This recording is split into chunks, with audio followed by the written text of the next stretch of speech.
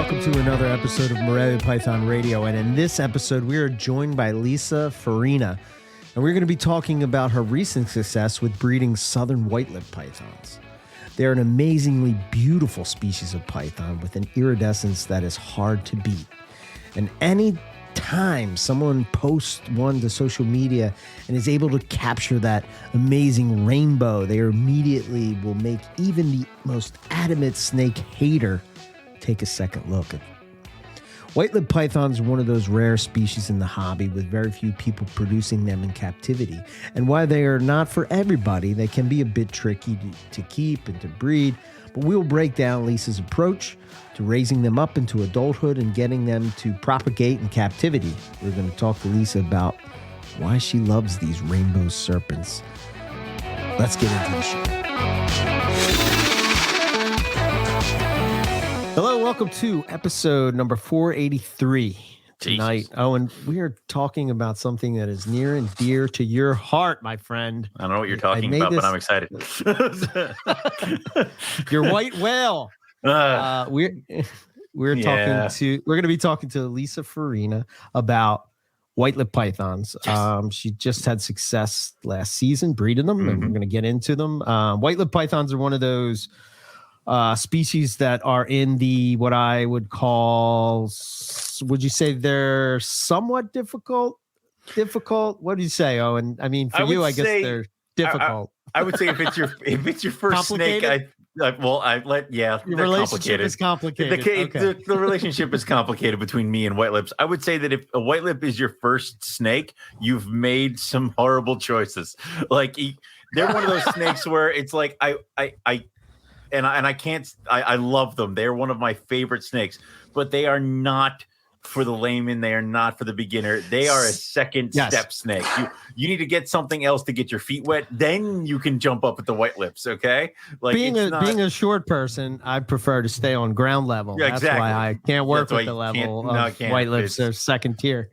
They're very, they're not as forgiving as, say, carpets or other snakes in keeper error and stuff like that. So they're definitely, in my opinion, an intermediate snake.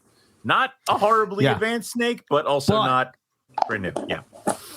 But they are absolutely beautiful. I love snakes. Mine. I have, God, how many do I have? 6? Wait. Do you really have 6? No, wait. 3 blacks, 3 golds. Yeah, 6. Damn. Okay. Is it all 1.2 or no? Of course. What do you have? 1.0? No, I have 2.1 of each. I have 2.1 of each. 2 males gold, 2 males black, and 1 female of each. So after talking to Chuck last week, do you think you might make a play for the extra male into your? Yeah. After talking with Chuck about what he did with the Halmaharas? With the Halmaharas, where he's like, he just chucked 2 boys in there with the girl. My gold face male is huge, and my other male is just so tiny he would be murdered instantly. So, but I'm looking at the blacks, and they're both on the same level. So I'm like, all right, but they need a couple. All 3 of them need to grow up a little bit more. But they're moving into 6-foot cages soon, so they'll have the rest of this year and next to grow out into those 6ers. So that I'm looking forward to. Right. So, yeah. Okay. Anything else that you wanted to hit on? I got nothing cooking right now. And then we'll probably think of something else for the next one. But yeah, I'm good. Do we have any other announcements that we need to make or such? Announcements. I don't think so. No. I think we're good. Okay. Okay. All right, let's get into it. Welcome to Morelia Python Radio, Lisa. Glad to have you. And should be awesome to talk some white-lipped pythons. Thanks, guys. I'm super excited to be talking to you. I've been listening to you guys, not since the beginning, but for a good 5 years. Good. You snuck in right when we started getting good. So well, I went back. Why did you do that? Some of the really early ones were hard to listen to just because of the audio quality, but the quality of the conversation was always high. Yeah, well, maybe. So it was. That's up for debate, but so you're pretty much already prepared for this. So we're going to throw some questions at you that you know are coming, and some that are curveballs now at this point. But so Lisa, what got you into reptiles? You. I hope not. I'm joking, but I'm kind of not. Okay. Like I started listening to you guys. I found you through the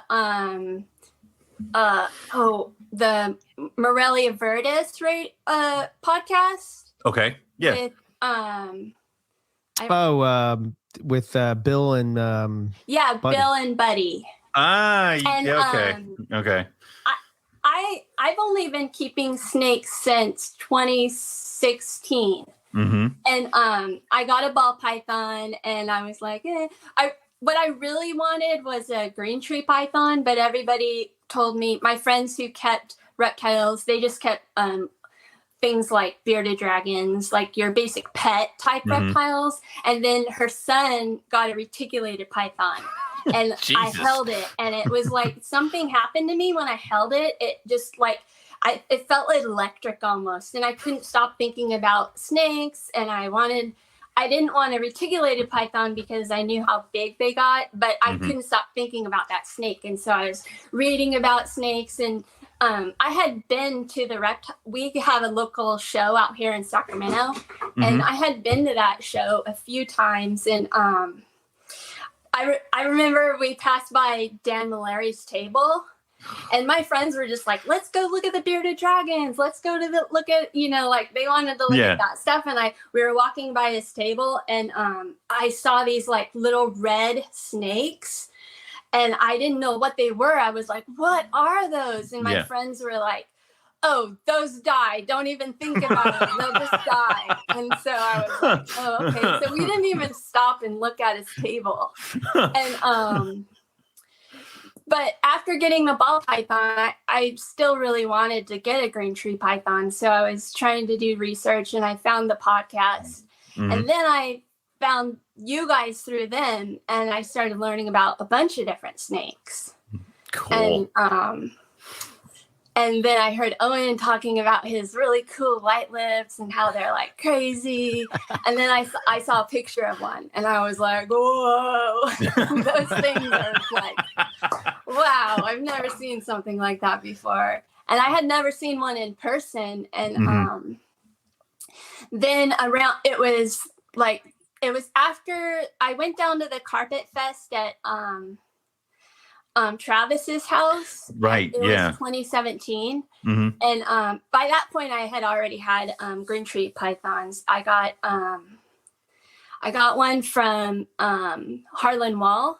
Nice. And then I bought some little tiny babies from Bushmaster. Okay. And so I had been keeping those for about a year. Okay. And then I went to the Carpet Fest, and I met Travis and Riley, and Nick was actually there too. I met him. And then Travis was doing a little tiny show down in like a little town, like in the Central Valley. And my friend and I were like, let's go and see Travis. And Andy was there too. Okay.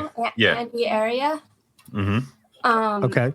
And so we were going down there mainly just to see them. It was like soon after Carpet Fest. And Travis, like he's this, like I don't know if you've watched any of the videos, he's like such a sweet guy. His whole family is like, you just fall in love with them right away. And that's, so we wanted to go see them. Is that Living Legless Travis, right? No, wait. What? Yeah, that's right. Yeah, Living Legless Travis, right? Yeah, Living Legless. Yeah, he's on he's on our coast now. He's ours. Bull snakes from him.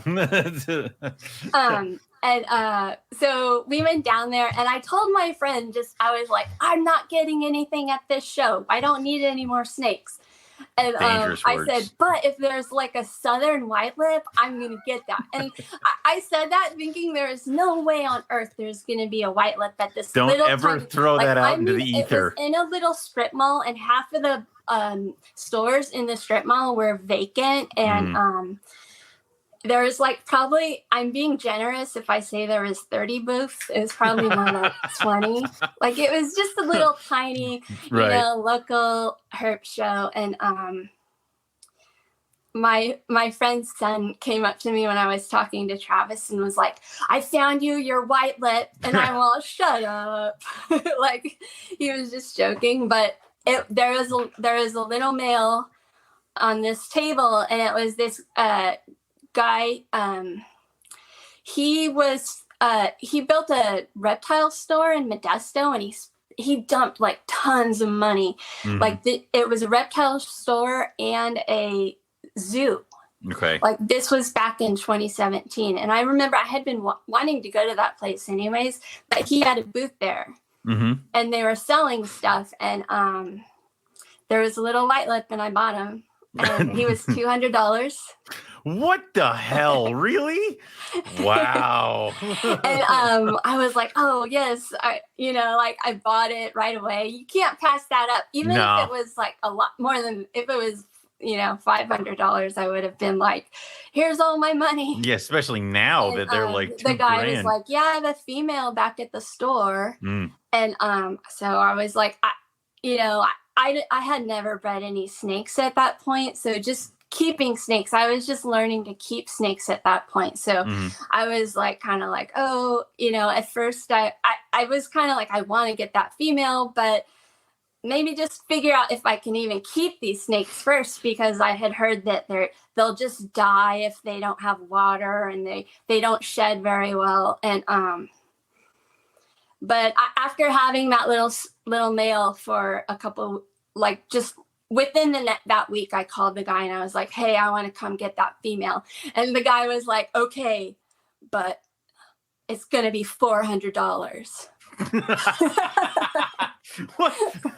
And I was like, $400? Okay. Yeah, okay, well, all let right. me think about it. Let me ask my wife. Yes.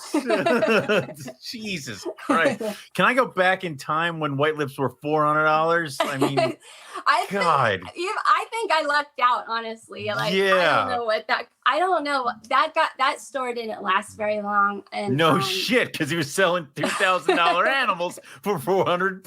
Well, I figured it out. So when we went to pick it up, we went to the zoo, and he had 2 adults in the zoo, and they had these like beautiful elaborate enclosures with dirt, and he had a croc monitor enclosure that was probably like 12 to 15 feet long, but no more, because the croc monitor looked small in it. So it must have been like 20 feet long. It was huge, and there was like tree-sized branches that the monitor like walked up. Wow.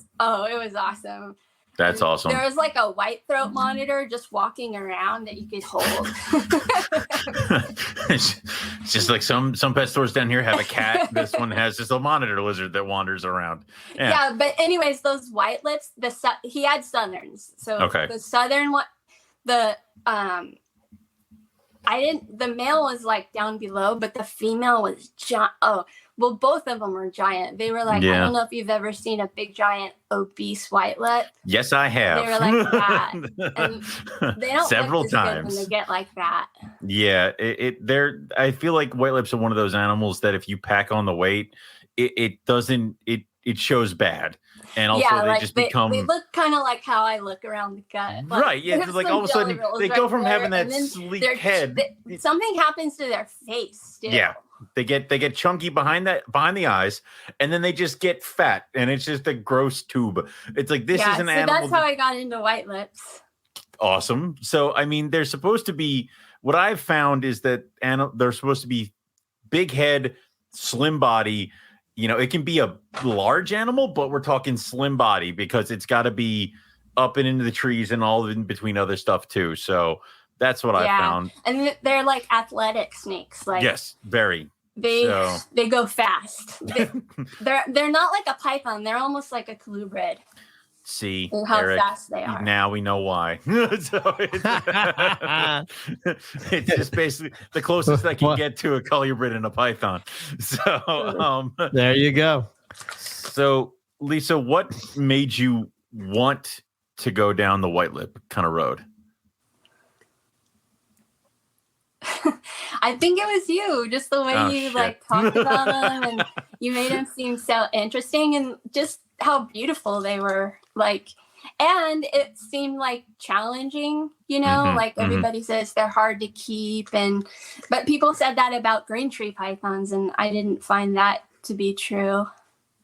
Do you like kind of like enjoy the challenge a little bit, or like the idea of it being a challenge? Yeah, it's part of the it's the herpetoculture part versus the pet keeping part.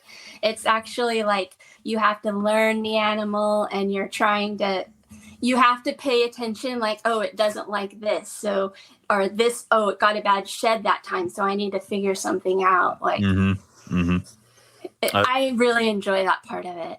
And I like that what you said. It's the herpetoculture versus the pet. It's like that makes a lot of sense. Like I like that.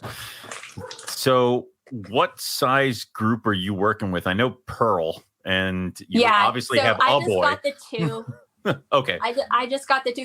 Well, they were so hard to find. Like when that popped up, it was like they were ghosts. Like it was like a ghost just appeared out of nowhere. Like I think you had, being someone who's not like in the community and doesn't know people, there's certain types of snakes are really hard to get. Like, how do you get a Timor python? You have to know the secret knock on the back door. Of you do. And you have to know the name of the special person. Right. His name is Rob Stone, by the way. But no, it's well, at least in my case. But I would agree with that. Now, yours are both wild caught, or like did this? Yeah, the guy told me. So when I got this, when I bought him from him at the show, I said, do I need to treat these guys for parasites? Do I need to? And he got a little offended and was like, well, I've had these for 6 months. And so at the time, with my limited knowledge, like I kind of was, I guess they were about a year, but now looking back, I think they were probably older than a year because, but who knows, maybe he was feeding them heavy. I would say they were about 3 feet or less, but they weren't babies, but they weren't, they were very young. Okay. So I'm guessing at least a year and a half, probably right around there. Cool. Okay. That's like perfect age. Like that's. And then so last winter I had my first like attempt. Not this winter. Last winter was when I was trying to. Like I was hopeful that there might be a breeding event, and because Pearl was showing a lot of signs, and then when nothing happened, and then right around then, like that spring, all of a sudden, all these white-lipped pythons were being imported, and southern white-lips. I say white-lips, but I'm specifically talking about southern white-lips in this whole interview because I don't have any northerns, so I don't have any experience with those. Okay. Do you want to work with the northerns at some point, or is it just a matter of availability? I kind of feel like I like the southerns, and I already have the one that I like. Gotcha. I feel almost like I would always be like, oh, you're pretty, not them. You're not Pearl. So I kind of feel like I don't want to. I want to try another, like if I do try something else, I want to try something different. Okay. Ring pythons. Rings are no. Exactly. That's why I'm like, that's the best thing about hatching these babies is I kind of know the knock on the back door now. I've got the key to the back door. Yes, you do. I mean, I assume people were knocking down your door to try to get at them. They weren't, because I'm not really like I'm not a known breeder, so I think if I post a baby, they would just assume maybe I got an import or something. Like, oh, she's one of those people that went and bought one of those imports that might die. Yeah. Well, this show's going to change that, and then they're going to be knocking down your door. People are going to listen to this. Like, I'm working on some deals, so I don't even know if I have any babies for sale. So trades so are welcome, but knows. just check with you if that's what you want. Yeah, I gotcha.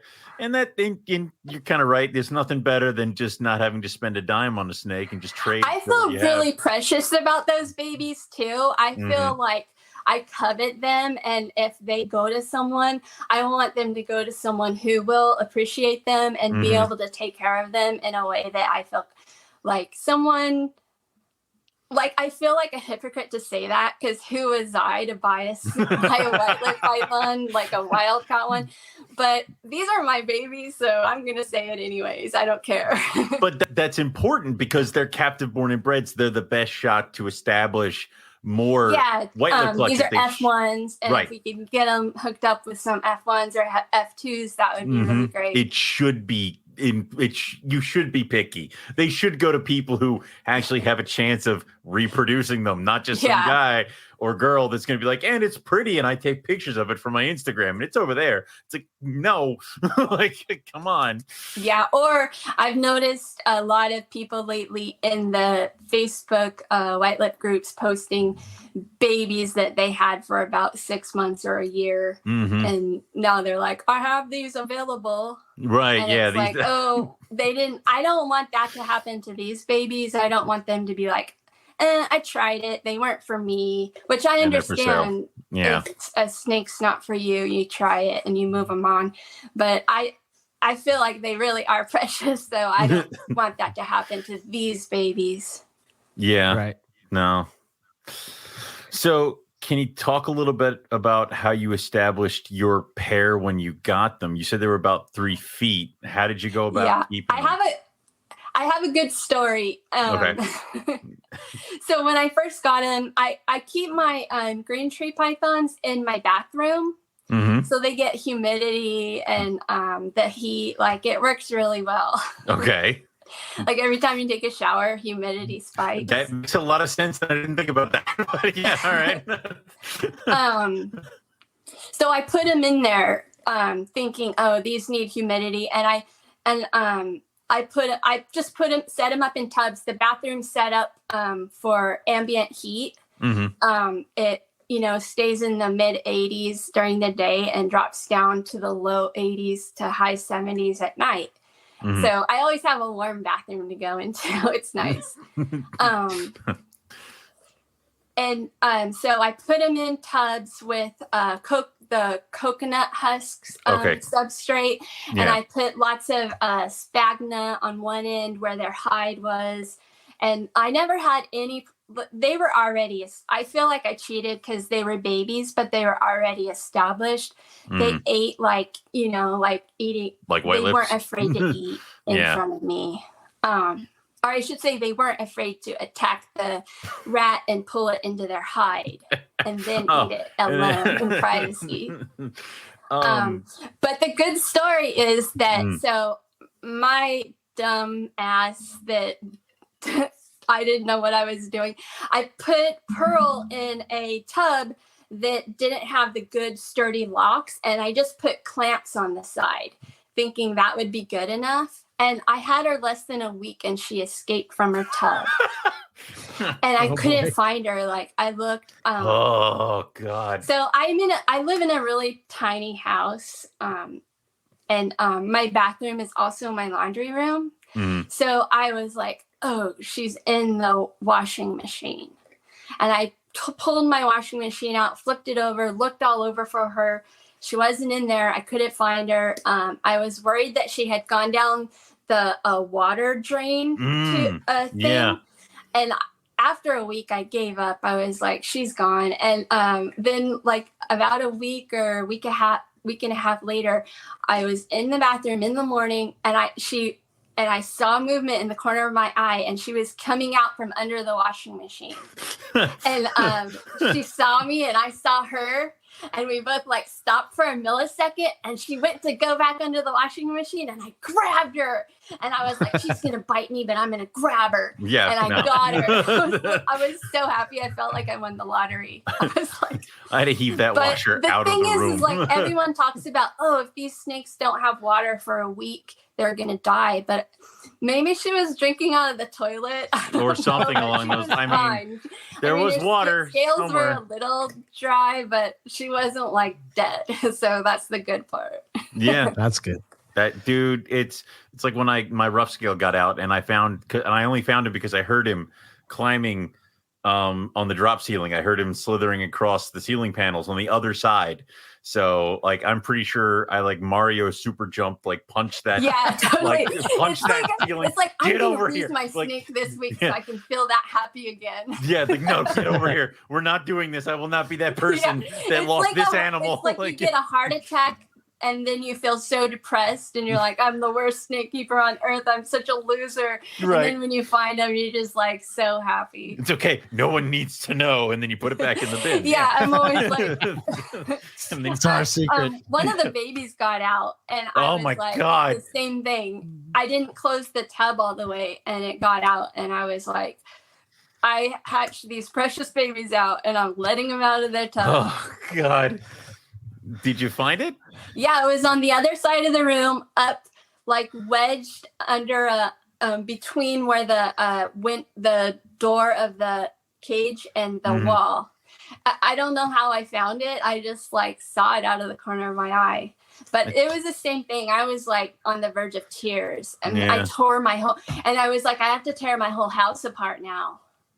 Yeah, it was. And I have a lot of stuff in this little tiny house. I'm like, this isn't. I want to say my Crebo got out, and then it opened up my Madagascar hognose baby bins, and then like also let like 3 carpets loose. So I came downstairs and I walk in the door and there's snakes everywhere, and I'm like, oh no, like it's the nightmare scenario. Like, and it was just. I'm glad to hear I'm not the only one. Melissa gets like, she was pissed because I'm like, this is recently? Oh yeah, recently. Oh, like, oh dear. I You're do dumb things a lot.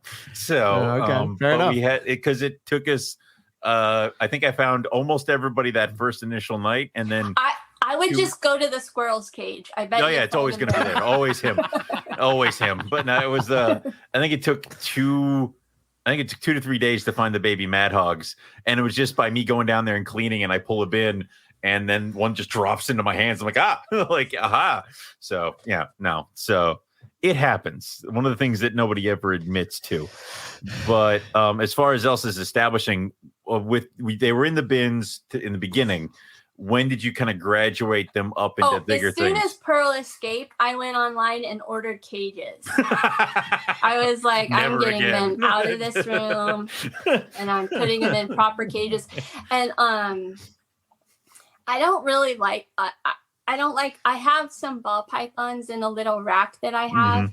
And I don't really like keeping in racks as much. It's not as fun. It's harder to read the snakes and do the herpetoculture thing where you can actually see what's going on with the snake.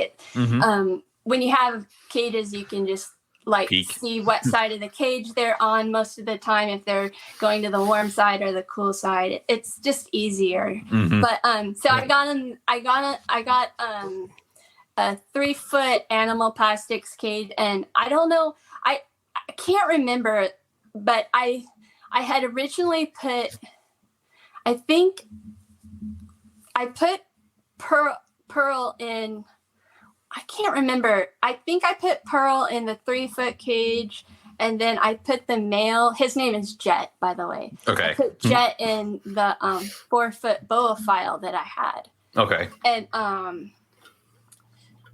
Pearl was doing great in her cage, but Jet was hiding in the, like on the cold side under the, and I started using paper. I know everybody like thinks paper is awful, but I like paper because it's easier for me to keep clean. There were too many times when I had thought I had spot cleaned and then I opened the cage and I could smell ammonia. Right. Yeah. So it's easy. I can keep the paper a lot cleaner, and I just put humid hides that they go into that has sphagnum, and I can keep that clean. I just dump that out and clean it out. It's super easy, and it's and I never get the ammonia smell so I have them on paper, and I set up human hides on both sides of the cages, on the cool side and the hot side. But Jet wasn't even going in his hides. He was hiding in the back corner on the cool side under the paper, and he ended up having a really bad shed. And I don't know what made me do it, but I just said, you know what, Pearl's doing great in this little 3-foot cage, and I just put him in there with her. And I cohabbed them for a really long time, and they were both doing great in there. And I kept him, and then as he started getting bigger, I started putting him in his own cage. And I don't know, just being with Pearl seemed to like make him have more confidence. And it sounds weird, like I don't know if I'm anthropomorphizing the animal side. Well, yeah, but the problem is you say that, but then there's also, I mean, the first rule of thumb, never cohab snakes. But then we keep hearing more and more success stories of people who keep their animals together year round. So it's like, that's probably bullshit in a certain thing. Yeah, he just seemed like he wasn't he wasn't eating as well either in his own by himself. So I would even when they were younger, I could even just feed them as long as like Pearl stays in her hide like 80% of the time. She stays on the hide on the cool side of the cage. She comes out at night, and it's only when she's like if she's really hungry, she'll come out at night. And I know I can tell because she'll get moss in her water dish, or she'll flip over the hide on the warm side. It's a smaller hide, and it she can flip that one easier. But she has her favorite hide, and so Jet would go in her hide with her a lot of the time, but he would also go in other parts of the enclosure, and I could feed them in the same enclosure as long as I would just give them both the rats at the same time. And I did that for so long until I learned not to do that. Yeah. And I actually think it was sexual maturity that changed that. It was when Pearl started getting more hungry. Her hormones were making her hungrier. She started wanting his rat too. She would eat his rat and then her rat, or her rat and then try to eat his rat while he was wrapped on it. Right. Yeah, I have to separate. Even if I have my stuff paired, if I'm feeding anything in the same room, I have to separate. Or once she became, hit each other. I think that's a really good sign for sexual maturity, because she used to be just like a regular regular python that wanted to eat, like a carpet python, or she didn't have that extreme feeding response. Since she laid the eggs, she's done crazy things. Like if I'm feeding some other snake, I keep my bull snakes in here, and you have to feed them more often. If she smells the rat and then sees like a shadow move, like I move in the room, she nails it. I saw her biting her hide. Yeah. And she never used to be like that. Yeah. It's like my male gold. I had to pop his jaws off the support structure in the middle of his cage because he somehow bit it, got him his bottom jaw underneath and his top jaw here, and it was sandwiched between the glass, and he was just there. God. And I'm like, I was clawing hoppers, dude. That kind of behavior is what freaks people out about. Yeah, I can't imagine why people don't like these things more. It's like as I see him flying across the cage, and it's like you're like, holy crap, what is wrong with all right, psychopath? I gotta pry you off your hide box again because you bit it. Like, yeah, it's like you're biting the hide box. Yeah, like I'm not opening that cage. Yeah, wow. Yeah, they're not for the faint of heart. So, but yeah, so we'll just go with that. So you eventually did separate them into the cages, and then as they got older and he got bigger, I started putting him in his cage like most of the time. Okay, but I still would because I knew that eventually I wanted to breed them. I would during the cool down, I would put them together. And when I say cool down, I'm just talking about the natural cool down of my room, not that I was lowering their temps in their cage. Just Okay. so during the traditional breeding season, I would put them together, and I have so many pictures of them just cuddled together, laying cheek to cheek. It's like such a beautiful picture to see these two black snakes with these two like pairs of white lips side by side. Well, that's something that people have always toyed with, is that these things really need to be compatible with each other to also breed. And it's like doing trial runs like that. Is that set? Like, are you making it easier for yourself to pair them when they've hit sexual maturity, when they hit adulthood, because they've been with each other so much that they almost know each other, kind of a deal? Oh, like, yeah. Pearl knows him. She's never, even when she was hormonal and like, give me that food, like acting like the crazy cage, like hide box biter. Yeah. She's never been like, she's never gone after him. Okay. Other than the times when there were 2 times when he had the rat. Right. Okay. So when food's involved, all bets are off. Got it. So another white lip thing. Yeah. Don't feed them in the same enclosure. Never do that. Especially if they're sexually mature. Matter of fact, like, don't do that with Timors. Don't do that with rings. Olives probably don't. Generally, just don't do it. Don't do it. After that, I made the mistake twice, and I'm like, okay, this can't be done anymore. I'm just not going to do it.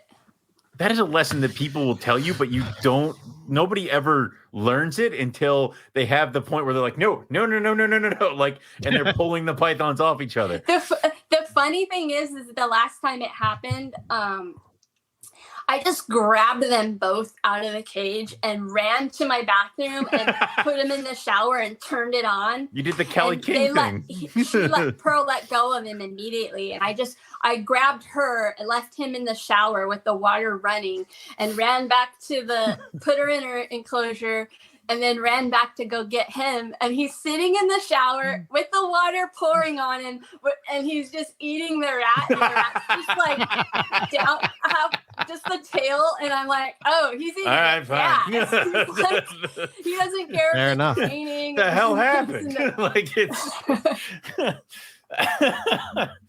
Yeah, okay. I was like, oh, that's pretty cool. And actually, after that, I realized that they kind of like it in the shower. Like, when you put the green tree pythons in the shower, they flip out and try just to get out. The white lips will just lay there and be like, if you put it on like room lukewarm, they'll just lay there like, oh, this feels good. Yeah, I've done that with mine, because like, if they have a stuck shed, it's like, all right, do I want to soak and peel this psycho, or do I just want to put it in the shower for a couple minutes? So, yeah. Yeah, the male right now, he has a little patch of stuck shed on the back of his head. I decided I'll just see if I'll let that go. He just the last 2 sheds, like, he's usually a really excellent shedder, but he had a little piece of shed stuck on his lip, and I was like, oh God, I have to peel a piece of shed off of his lip. This is going to be fun. I'll be bleeding. Fine. Yeah, okay. He's one of the sweet ones. He's not like Pearl. Pearl's one of the ones that'll bite you. Psycho. What were you saying, Eric? I was going to say, isn't it David Brahms that has like the perch that's installed inside his shower that he can like take in and out for his green trees? Or who was it that had the shower, the rain cage or whatever, where they would just that's what I'm talking about. Yeah. I think that was David Brahms. Okay. And he would like put his green trees in the shower, and they would just help him go to the bathroom, right? Is that what it? Yeah, I think so. Yeah. Do you guys have a theory of why that works? Do you think they're like, it's raining now, it'll wash away the scent? Maybe that I think was probably my first one, is the like, I can do this now.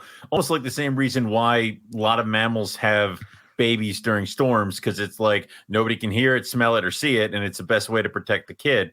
I would almost say it's the same thing of like, it'll wash away and nobody will be able to track me down from or maybe it's like that thing that when you're a kid you would be like, when you're having a sleepover, you're like, if you put their hand in water, like your friend, it'll make your friend pee the bed. There's also that potential too. So okay, so as far as what you got going on, what about your temps and stuff? What were you keeping these guys at? So I'll talk about the temps, but I think it's important to talk about the room. Do it. Because so this room is on the southwest corner. It has 2 windows on both sides. And Sacramento, the hottest part of the day is in the evening. Like we get really hot evenings. And 2 years ago, I had to cut down my shade tree. So this room gets really, really hot. And I think that's important because I remember Ryan Young talking about how his snake room gets really hot in the summer too. Mm-hmm. So during the summer, this room, I go for like, I'm shooting for like an ambient temp of 83, 84 during the day. Mm-hmm. But sometimes it'll spike up. Like most of the time, it gets above that and it gets into the mid 80s. And then there are like days when we have multiple 100-degree weather days. It spikes up. I'll come in here and it'll be like 92, and I'll be like it shows that at one point it was 92. Okay. And like I'll freak out and I'll turn on the fans and I'll have to like adjust my AC. So it's like I'm always like, trying to balance it, and it's kind of spiky, but generally it's in the mid 80s in the summer or above, but try not to let it get up to the 90s. And then as long as I can get it down to like 78 at night, that's what the ambience during the summer. So it's pretty hot. Like this is a hot room in the summer. Okay. I tried putting my Aki in here and it was getting 90s every day. I did move the Aki out because the Aki's lamps were making this room an oven.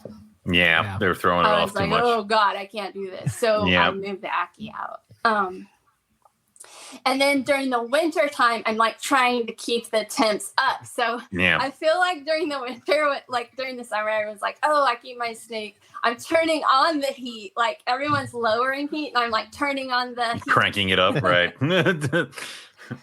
So it gets like down to about the low 70s during the winter and back up into the mid 80s. So that's kind of what it is. But I keep their heat, like right now during the winter, their heat element, I have it set to ramp up to 87 during the day.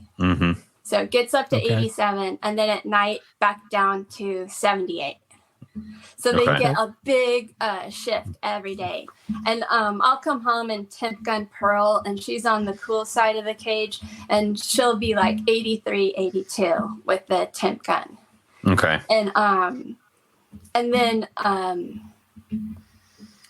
in the morning she'll be like 78, like kind of what the room is. Okay. So she's feeling the fluctuation. She needs that fluctuation. Okay. And during the summer, she's really hot. Like she gets hot like the room and then back down. Like they do what the room does. Okay. But I'm trying for is high 80s down to the high 70s. Like that's what my goal is. Like high 80s, it means 86, 87. Okay. But she still has enough cool down where she doesn't have to get that hot. So, like I said, she was 82 by the time I got home at 6:30. Okay. So she's able to grade it herself. Yeah. And she does. When she's hormonal, she'll go to the hot side. Okay. But now, I haven't been feeding them, so she's been staying in her cool hide. Is she utilizing do either of them utilize the humidity hides when it is hot? Oh, yeah. Her cool hide is her humidity hide. Okay. The hot hide is her, I don't put sphagnum on her hot hide. Is it just like paper? It's just a bin? Paper it's a box on the paper. Cool. Gotcha. Okay. All right. Very cool. I hope I'm answering these questions. No, you're doing so that good. You can You're good. understand what I'm trying to say. No, I got you. It's good. It's not like I'm trying to get as much in my brain of what I can do downstairs. Yeah. I tried something different when I tried to breed them.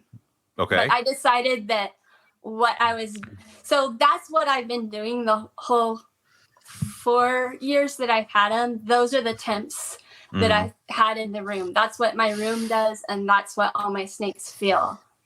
Like those, like mid to high 80s down to the high 70s. Okay. That's my. I like how you said you've been following that for 4 years, because I think I guess with talking to all these people that have bred these harder to breed species, it seems that consistency is a big part of getting them to feel, no stress, and to feel comfortable in their cages, and, comfortable enough to eat, and then comfortable enough to ultimately breed. Yep. Yeah. And that's what Ryan said, and I think he's absolutely right. And you do this for all the snakes, like even the baby, like are the baby white lips susceptible to these too? I have the baby. So I read Dr. Ross's book, which I feel like he wrote it just for white lips. It's like his white lip breeding guide. Kicking. I can and breed him in a box. God damn it. These babies are really sensitive. They're going to get RIs, and you have to keep them hot. Jesus. Like he said he kept the babies in an incubator and kept them at 85 degrees straight. But I have the babies. I'm not doing that. What I'm doing is I'm letting them spike up to 87 during the day. So the babies are in a rack. I bought one of those little baby racks. Okay. And so their heat gets up to 88, and at night it gets. I don't let it get to the low 70s. It gets to 82. But I think in the rack, it doesn't really get to 82 because it's on the heat. Like when I temp gun the rack, it's never it's never as hot as when I set it on the herpstat. It's always a little cooler. Right. Yeah. Because all the stuff it's got to go through, it can be off by a degree or two. So I'm keeping the babies a little warmer than the parents, but pretty much the same. Okay. So when you said you did something a little bit different with the breeding, what'd you do? Okay, so this during COVID, the first summer of COVID, I was just home feeding my snakes, like kind of more than normal. Yep. And I was noticing, this is like a shout out to you, Eric. That summer, I was noticing something about Pearl. I kept freaking out because I was like, something's wrong with her face. And I kept thinking, oh, is she getting like a RI, or is she sick? And I kept thinking there was something wrong with her face. And she was I would get her out and look, and she was just fine. And I realized her head, like it grew, like the sides of it kind of flared out more. You know where their heat pits are? It kind of flared out more. So it was making it, when you would look at her from the side, it would make her eye look kind of slanted more than it was before, just because of I don't know if you know, like white lips have these really big heat pits on the side, and they got bigger. And so I didn't put two and two together until later, but I just knew that I kept looking at her and being like, something's off with her, but she was fine. And then I would say it was late August, early September. I was noticing that she was getting really thick. Like I was like, I'm feeding her more, but not that much more. Like she looks huge all of a sudden. And I even I'm tempted to send you this really embarrassing video of me, like I'm looking so frumpy because I haven't had a haircut in like 8 months, and holding this python, like, the COVID haircut. I'm not wearing a bra. Yeah. And I made this video saying, like, holding it up in front of my camera phone to my friend. I was like, look at Pearl. Look at how big she is. She's like huge. And I'm like, oh my God, what if I get eggs? I was freaking out. And because she just looked like, you could just tell, like, oh my God, she's swelling up in the right places. And so I was like, I'm going to do it. I'm going to like drop the temps for the first time ever. So I went ahead and I had been like looking at Weather Spark, trying to figure out what the temps are like in New Guinea, like during the cool down season. And so I decided if I would drop her down to the low 70s, the high 60s to low 70s at night. And then I only raised the temp back up to 84 during the day. So that's what I did to her. And I started that right around, like, I started kind of early, like in October. Okay. And I was just feeding her, and that was when I was like having problems with the Pearl eating, trying to eat Jet's rat. Right. And by early November, she went off food. Okay. She stopped eating, and that's not like her. And then she just like, she did this thing where she went into shed, and she just stayed in shed for the whole month. She just was in this really long shed. And I kept sending pictures of her because she was like, she looked so like right. I don't know how else. Okay. She just looked right. And I kept saying, Riley, what do you think about this picture? And he's all like, yeah, she looks like she's building. And I'm like, yeah, well, what do you think? So she just stayed in shed for so long. And I started to get worried about her. I was like, this isn't right. She's in shed for so long. And I freaked out, and I was like, F this. And I turned the temps back up to normal. Because I thought she was getting sick. She seemed like she was getting sick. Like, she just was just lethargic, not eating. And I was like, this isn't working, and I don't want a dead snake. Right. And she finally shed out early December. And I was like, oh, she looks normal. Miracles what a shed can like, do. Oh, yeah, okay. So I was like, okay, that's cool. Back to the drawing board. I still felt like it was a success that she was like, I saw that she was like, I was like, okay, I know she's mature now. She's doing stuff. I know stuff's happening. So I thought, well, what did I do wrong? And I was like, listening to your guys' interview with Ryan Young every day at work. And,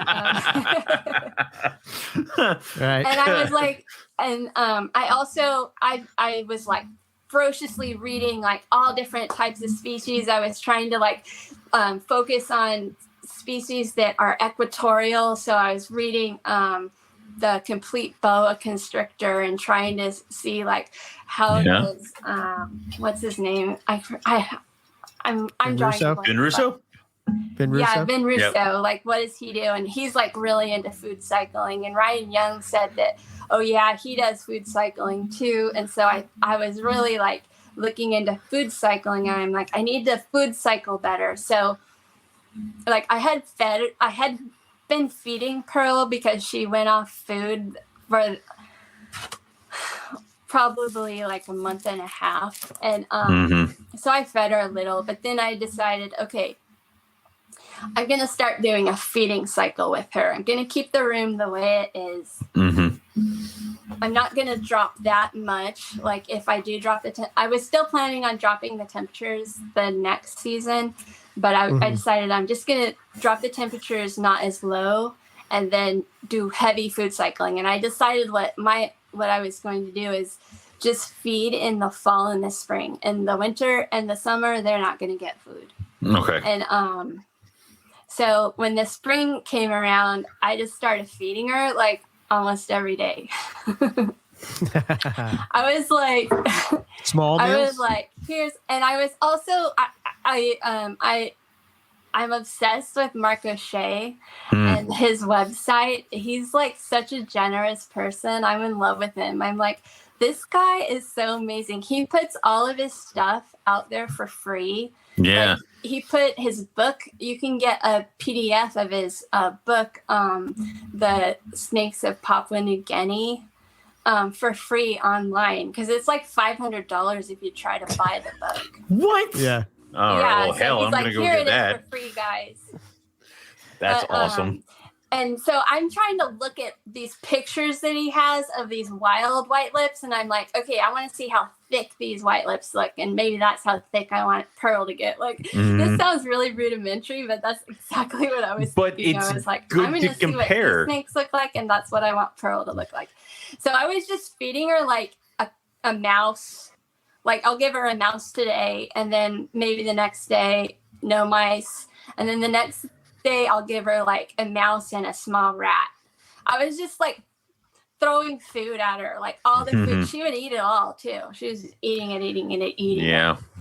And that's another thing is like I was because you've had different guests on that have talked about food, python's response to food, about how they actually, when they eat, they have hormonal changes. Yeah. And so I'm like, I need these hormonal changes, like hormones. I want these hormones to flow. So I'm like, just here, stay in this like food cycle. So I was just feeding her. I was feeding Jet just normal. He was actually kind of like getting picky about his food. Like suddenly he would be like, I don't want that. Like he would act like he was gonna eat it, and he was like, not fresh. And then so I'd have to go buy him a fresh rat from Riley, and then he'd eat that. But so I think I didn't realize it at the time, but he had other things on his mind. Right. Yeah. He was. Because I was just like, this is the food. I'm like, that spring, I was totally in food cycle mode. I wasn't in like, this isn't the breeding time. They're going to go. I had the idea that I was going to feed her up and I was going to get her nice and fat. Like I say fat, that sounds bad, but I was going to get her where she had enough meat on her bones to last her through the summer. And then I was going to feed her again in the fall. And hopefully when the room temperatures got lower and I was going to slightly lower her temps, then something would happen. Because I was thinking maybe she didn't have enough food in her and that's why she didn't go.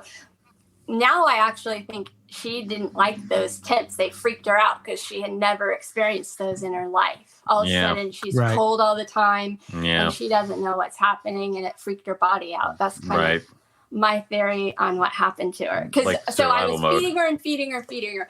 And then so May came around. It's late May, like it's May 24th. I had been feeding her since like middle of March, like all the time.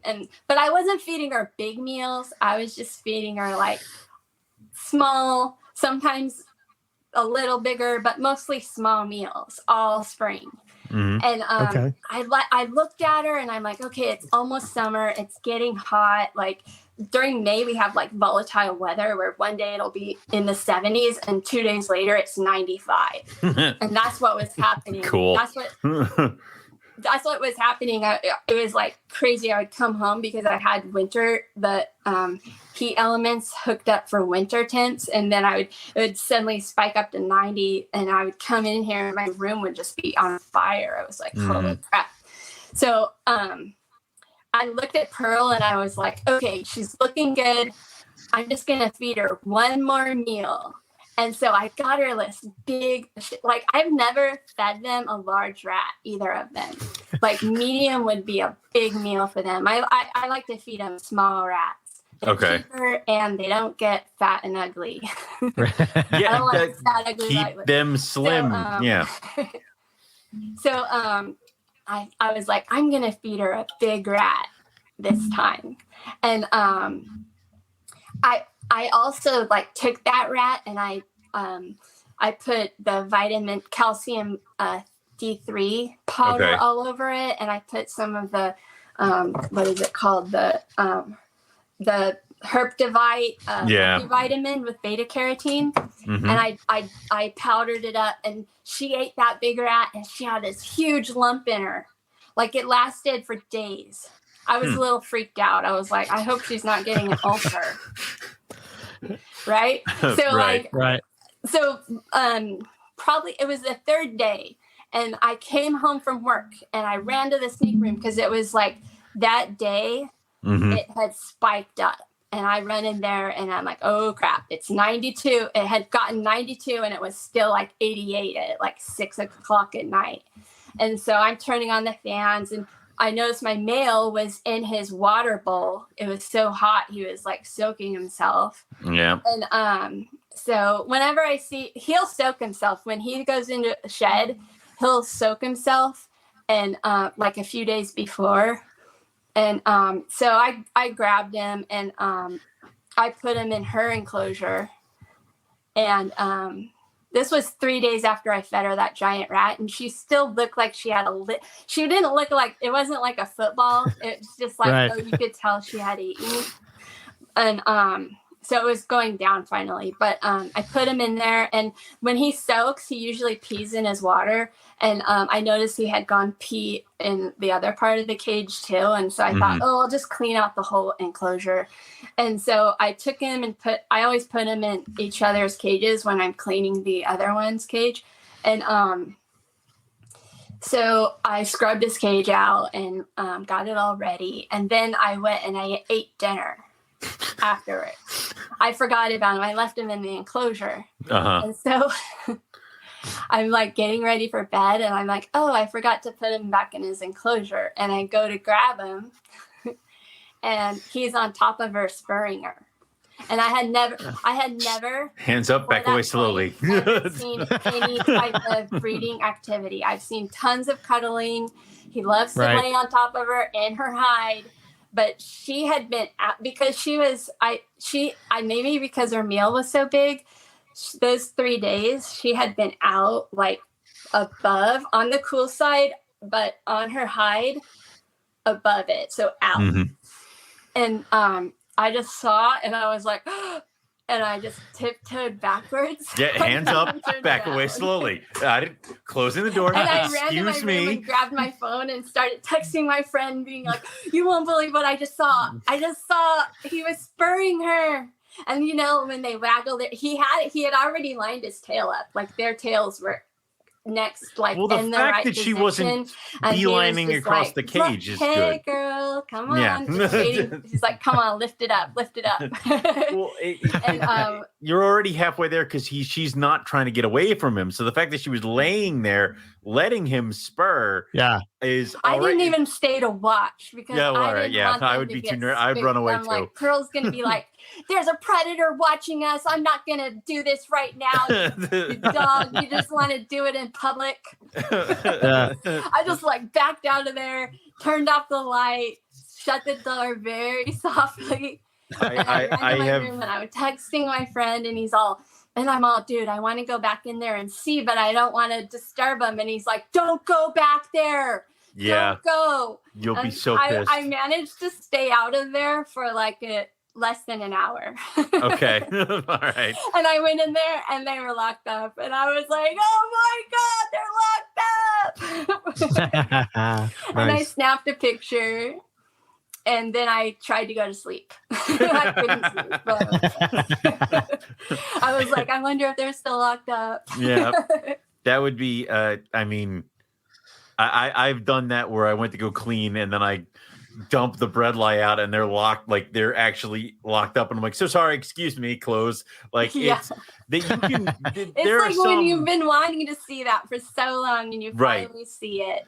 And so I was like, okay. And then I was like, but this is all wrong. It's Nothing May makes sense. and it's fucking 95 degrees outside. My room keeps spiking up. I'm like, something's going to go wrong and she's going to get egg. It's going to be too hot and she's going to get egg bound.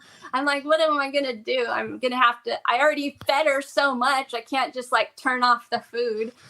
So I messaged Ryan Young. I talked to Riley. I talked to Riley's boss, Grant, and asked everybody everyone their advice, and they're like, keep them together, keep them together. Don't stop. Yes. You're almost there. Go. So I was like, okay, I'm gonna do this, and I kept them together, but I never saw them. Oh, that morning when I woke up, they were still locked up, but when I got home from work that night, they weren't locked up anymore. But they had peed all over the enclosure. Like the enclosure was just soaked, and everyone was telling me, oh, leave that in there, don't clean it out, they want that, it's their special hormones. And I'm all, but you don't understand, it's paper and they're sitting. So what I did was I just cleaned the paper out. I didn't wash it. I just like took the paper out and put a fresh piece of paper, and I'm like, I hope this is good enough. Otherwise, I hope I didn't mess it up. But I couldn't stand watching him like sit and pee. Yeah, that I would probably do the same thing there. I never saw another lock, but she went off food after that. She never ate it. I think she was like, I'm ready, boy. Get in here, and we're gonna do this, and we're gonna make little babies. How long were they together before you separated them? I kept them. I was keeping them together. So what happened was she went off food. I was still keeping them together. He would cuddle her, but then I noticed he started, because he'll push in his enclosure too to try to get out. But he started pushing, and I've never seen him push in her enclosure. Okay. And he started pushing to get out of her enclosure, and it got so bad that, because she's in an animals plastics enclosure. I don't know if you guys have any of those. I did at one point. There's like a lip in between the door and the enclosure. Yeah, and he was jamming his face down in that, and he got like this mark on it, and it's still there. It's like it's scarred now. Yeah. I'm like, he's ruining his beautiful face. he's ruined. Look at it. So I'm thinking they locked up, and she's all, okay, I'm done. And she was putting out "get away from me" hormones. I have actually I've had animals that go that way too, where it's like they've bred and now the male is like up against the wall, up against the glass, get me the hell out of here. But then I've also had it where they're together and I'm not quite sure about it. So then I pull the male to feed him, and I go back in and she's inverted. And I'm like, okay, well, never mind. Like they were together the entire time. Like, yeah, that's how it was. That's how it was when my carpet pythons had eggs. The male literally, like, she would go in the hide and he would stay on top of the hide, like above her. And and I didn't even realize, I had never seen them lock up. And I was like, oh, she's laying that way that they lay when they have eggs. And that's when I realized what was going on. It wasn't like, I'm such a newbie. I feel like such a jerk. But that never goes away because I don't really know what I'm doing. but look, I have white lip eggs. Yeah. But that never goes away because I've had more eggs from pairs that I saw nothing from than I have from ones that I've had pairs that lock up like crazy, and then when egg time comes, nothing freaking happens. So and I never saw the rough scales lock up when they laid. Like that was just I'm like, she's not eating and she's dying, and I'm gonna take her and put her in a bin, and then I open the bin and she's there with eggs. I'm like, I'm an asshole. Like it's and in all the times you were breeding white lips, have you seen them lock up multiple times, or are they one of these species where they lock up once and that's it? Only seen ever in my many years of attempting one lock from golds, and that was I guess it's all it needs, right? But damn right.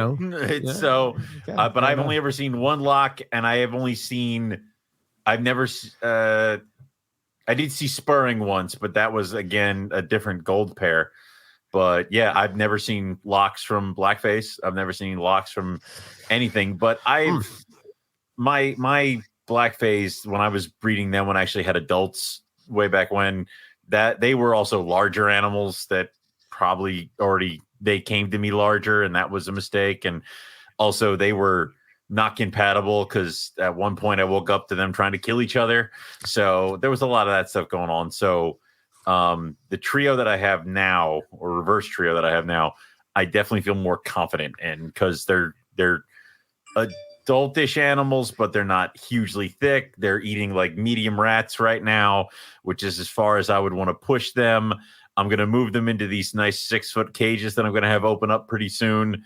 And we're probably going to start just having one boy stay with the girl for a while, and then I'll swap out for another boy and let them compete with each other without actually being near each other. So, yeah. We'll see. Huh. Okay. That's the plan. That's a new plan. So after that, I took him out and I put him back in periodically because I was like, I still can't believe that it actually happened. Like, I was like, oh, nothing's going to happen. One lock, yeah. And, and I kept freaking out because, you know, the room gets so hot. And, but she went off food and she was just swollen. Like, you could see the eggs, like you could see them. And she was basking a little. She would go on the warm side and I kept being like, what do you think, Riley? What do you think about this? And I sent pictures. You know, you can't tell in a picture. Well, I can't tell. Like, Eric has had to come over to my house, and I'm like, I'm not sure about this one. He goes, are you fucking insane? Like, I can't put my hands around her. She's that thick, dude. Like, come on. Like, and the same thing's happened where I've gone to his place, and he's like, what do you think? I'm like, yes. Because we can't tell with our own snakes. We need somebody else to look at it. Yeah, so, poor Pearl. I was like taking pictures of her every day. I'm like, and I kept being like, do you think this is an ovulation? Does that look like an ovulation? Because she just looks so huge. I was like, is this an ovulation? And Ryan Young was like, could be. And Riley was all, oh, looks like she's building. And I'm like, okay. So she finally shed, and because I don't know exactly, I can't say when the ovulation happened because I don't know 100%. Like Ryan Young said that it's really obvious, but I must have missed it because I just felt like she looked huge the whole time. She may have maybe the big meal kind of like disguised it a little bit. Yeah, maybe I don't know. When she was done laying, she looked like an empty plastic bag. I started crying because I thought she was dead. I was like, she's gonna die. The tube of toothpaste. You can't believe how much those so horrible when they come off the eggs. It's just like, man, oh my they put god, so much into a clutch of eggs. Yeah. You know, it's crazy. Start throwing rats at it, and you're like, "Here, God, just recover." Like it's. Yeah, I was even like, "What should I feed her? Like a really small meal, or should I feed her a big meal?" I think I usually do small. Build it up and then graduate it up. Well, it's one of those things where after she ate that, like, and I wasn't feeding her every day, obviously, right. But they've also bounced back. Like you feed them a small rat, and then by the next week you go to feed them another small rat, and they do look better, like significantly better after like 2 meals. And then you can start ramping up the size a little bit, and then before you know it, they're back to their normal self within like 2 months. Normal. It's once she started eating, she recovered really quickly. I would say. Did she have scale separation when she was like building? Spread out? Oh, yeah. The whole time, though. That's the thing is I felt like it was like that the whole time. Oh, really? Yeah. You don't see how obvious the scale separation was until you look at pictures of them. Like after they've shrunken back down, you're like, oh, you're not supposed to see that part of that scale. Like, yeah. Yeah. And when it looks like you can see the lines. Yeah. Like these horizontal lines going down where the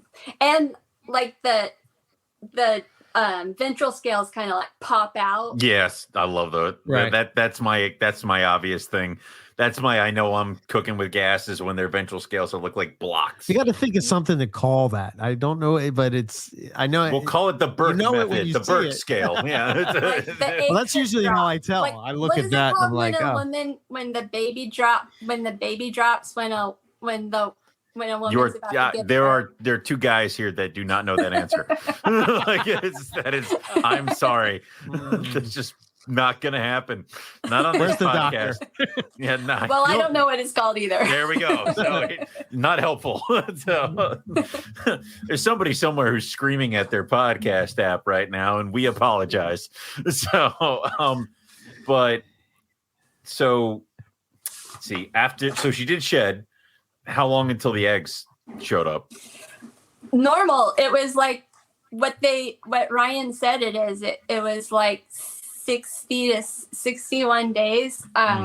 She did all the stuff that Ryan said. Like she went on. The only thing I'm not sure of is from ovulation to shed, because I wasn't sure when the ovulation was, because I counted only from what I thought. I was like, okay, this has to be the ovulation. And that was only 49 days. And Ryan said, you must have missed the real ovulation because that's really fast. Yeah. Right. And then her laying the eggs, I think it was 60. It was a little over 60 days. Okay. And then they hatched out the same thing. They 60. hatched out like 60. Well, I think it was like on day 61 when the first one pipped, and that one came out, or the first one pipped, and after they pipped, I put a slit in every single egg. Yep. Just the one pipped, and I slit all the others. Yeah. But by the time they were hatching out, none of them went out. None of them just went out the slit. They all it looked like Freddy Krueger. They did the carving. Just cutting it up. Yeah, the olives do the same thing where I'm like, I made a nice little slit, and then right next to it just like rakes of. I'm like, oh, all right, never mind. Yeah. Like I don't know why I even tried. I did the slits on the advice of both Riley and Ryan, saying wait for a pip and then do a slit. Don't do it before that. I would not want to be that person that's just like, I didn't slit them, and then the white lip drowned on the end. But I also didn't want to be the person. I would not want to be that person. Like, no. Oh my God, no. But how were the eggs big or small or? Oh, they were huge. So like I remember because I had gotten a ball python clutch before too. Like carpet python eggs are tiny. They look like golf balls compared to like a potato. Like the white lips python's eggs, it's like not a giant potato, but like a small big potato. Like they look big. And I had a ball python lay a clutch of eggs like a couple weeks after that, and I remember thinking, oh, ball python eggs are big compared to carpet eggs, and then I'm like, oh, they're not that big compared to white lip eggs. It's huge. You got to keep going up in the scale. Yeah. When she laid them, they weren't in.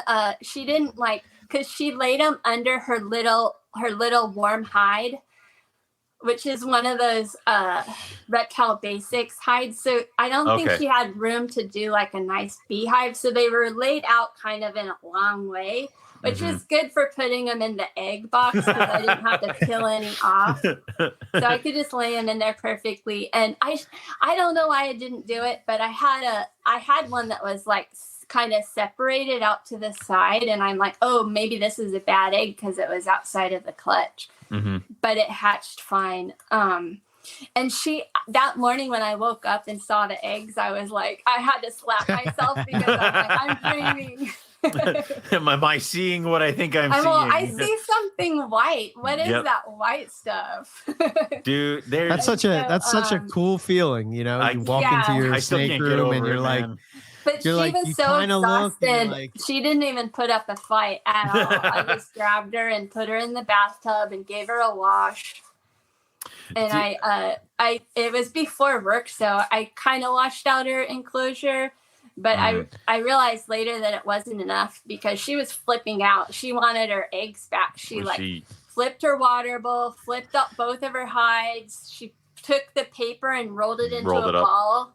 Yeah. And I felt really bad. I felt guilty. Yeah, I had a jag do that where she balled up all the paper and she had them in the beehive and she was like twitching on it. And I'm like, okay. Oh, I'm gonna take this. That's sad. And I also had one where after the eggs hatched, I put the eggs on top of their mother's cage just because I was moving around and stuff.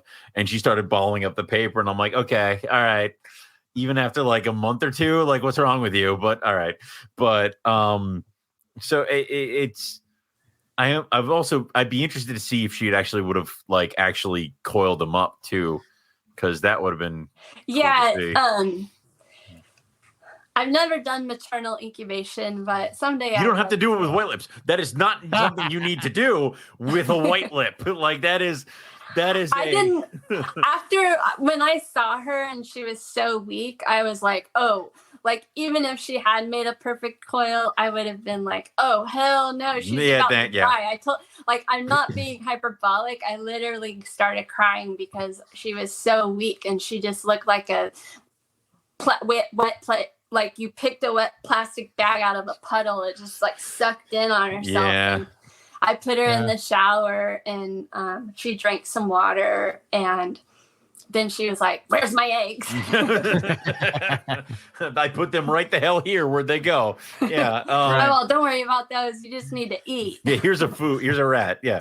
I've also had some mothers that are extremely protective of their eggs. I've had other ones that almost seem like they're like, here, take these, get these the hell out of here and give me my rat and stuff like that. So like that must be one that's like many generations. They already know what's going on. I mean, lay the eggs, I take care of them. Yeah.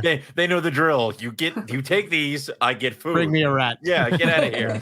Go, food monkey. But yeah, it's like that. So yeah, so I had to wash her cage out several times. Like I soaked it and scrubbed it. Yeah. And she's still like all that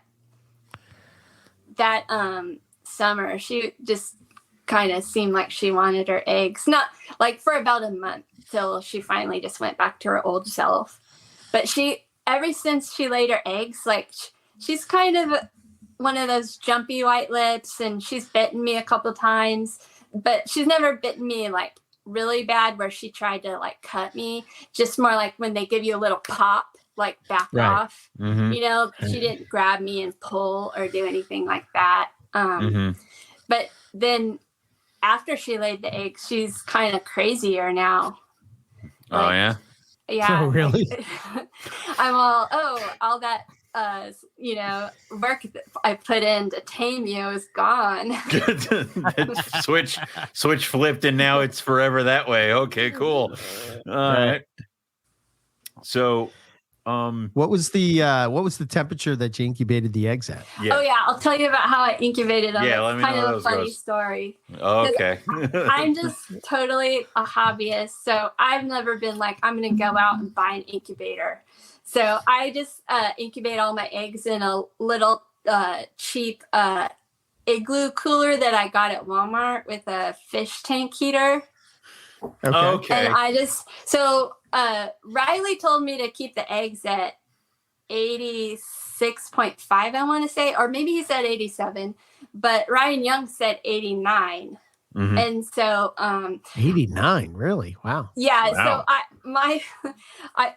my dumb self, I was like, oh, Riley says 87, Ryan says 89, and in the carpet python book they showed that the eggs go through these temperature swings. So I decided I'm gonna put them on a temperature swing where at night I'll drop them down to 87, and during the day I'll drop them back up to 80 or take them up to 89. So that way I'm fulfilling both the advice. I would have never thought to do temp swings on eggs. I mean, Jesus. Okay, this is what Ryan's all, don't do that. You're going to cause way too much condensation. Like, and he was freaking out when I told him about how I was incubating. He was like, oh man, if I had known that's what you're going to do, I would have hooked you up with a good incubator. Like he said, like, he's a really good guy. He was like, oh gosh, I hope this works out for you. Good luck. He was like kind of writing them off, I think. Those are done. Like, hooked you up with a good incubator. So after he told me that, I was like, okay, I'll keep him at 88. I decided to keep him at 88. And because my room was getting so hot anyways, like, keeping him at 88 felt fine. And, but I was having to with that setup. So I put them in a Sims box. Right. You know Okay. what? Okay. With Yeah. the little Container. grate, and I put like perlite in the bottom, and I had put water in the perlite at first, and it was I was getting every day I had to wipe it. I had to open it and wipe it, and I was really afraid of water dripping on it because I had gotten a lot of advice to don't let those eggs get wet. Do not let them get wet. So I was just putting a little piece, like a paper towel, over the top of them, like loosely. So that way, if any water dripped on them, it would just get the paper towel wet, but not the egg. And but the humidity was so high because of the way I had it set up. I just took the egg box and I just set it right on the water. It's just floating on the water. That's how I had it set up. Okay. And I had a little thermometer inside the cage, but the herpstat was set up in. I had a herpstat plus the fish tank heater was set to 88, and the thermometer in the egg box was like saying it was pretty much staying like between 87 and 88. Like it was staying pretty stable. Like there was a little bit of fluctuation, but not a lot. And the main thing about, I would say, if anybody incubates their eggs that way, you're going to have to open it every day and wipe off the lid of the egg box. Gotcha. That's what I did at like almost every day. Like not every day, but almost. You know, a trick that I used with that was you put the little dowel rod and it kind of pushes it up and it will make that all the water condensation runs roll that towards down. the front. Yeah. Yeah, away from the eggs. Yeah, the humidity was so high that I would have to change the paper towel too, because the paper towel would just feel like it was out in the dew, I gotcha. like, yeah. I gotcha. And the eggs like got kind of wrinkly. Even though it's so humid, it started dimpling kind of. Well, I thought, I was all, oh my God, the eggs are drying out. Look at this, Riley. These eggs are dead. I would be like one of them got kind of a window on the side.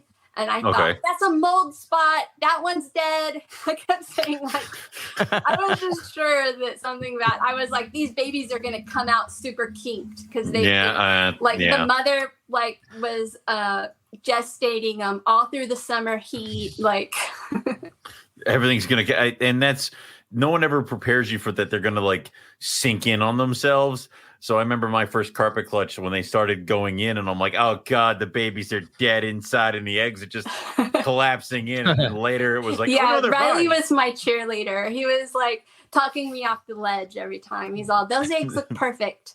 They're fine. I'm Keep like, going. Okay, yeah. thank you. Unless it's better. green, slimy, and smells, it doesn't come out of the incubator. It's fine. Keep going. Yeah. So, geez. So, babies hatch.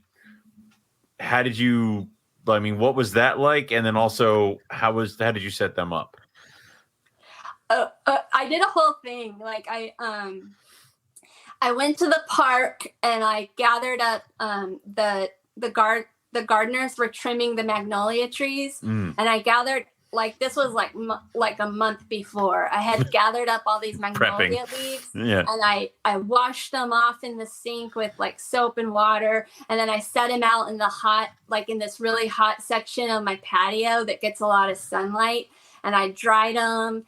And what I was thinking was, okay, white-lipped pythons are super anxious, and when I just like try to put myself in the snake's head, like, when the babies hatch out, they're thinking about one thing first, is safety. They need to find a safe place to hide. So I put like some moss on the warm side, and then all throughout their tubs, I had put those magnolia leaves, and they also had a hide box, and then the water on the other side. So they just had magnolia leaves to hide under. And these babies come out, and one came out early. So I mentioned that one came out like a day before all the others, and that one, when it came out, it had like the umbilical cord attached. Right. It was like a little piece of like gristle. Like it looked like gristle, but I guess it was just the last of the yolk. Yeah. It looked like gristle. It was gross. And I put that one. I set up, so I got water and I put them in the water, and they started drinking the water right away. Okay. It was really cute. And for the most part, there was only one of the babies when they first came out that bit me. All the rest of them were like totally like, just like Ryan said, that when they come out, they're like not like white lips. They're just like sweet little angels. And, so I put them in the tubs with the magnolia leaves, and I realized that they don't really give a shit about hiding. They just want to come out and kill you. Right. Okay. They don't care. Owen, I really want you to get baby white lips so bad. I do too. I'm like, oh, please, Owen. I just want a bin full of nasty little babies, things. Like, I've never seen another snake. Like, when you open the tub, if they're hiding in their little hide box, they come out of the hide box, like they come the hell out, and they're like, "Let's go. Where are you? Like right now. Fight you."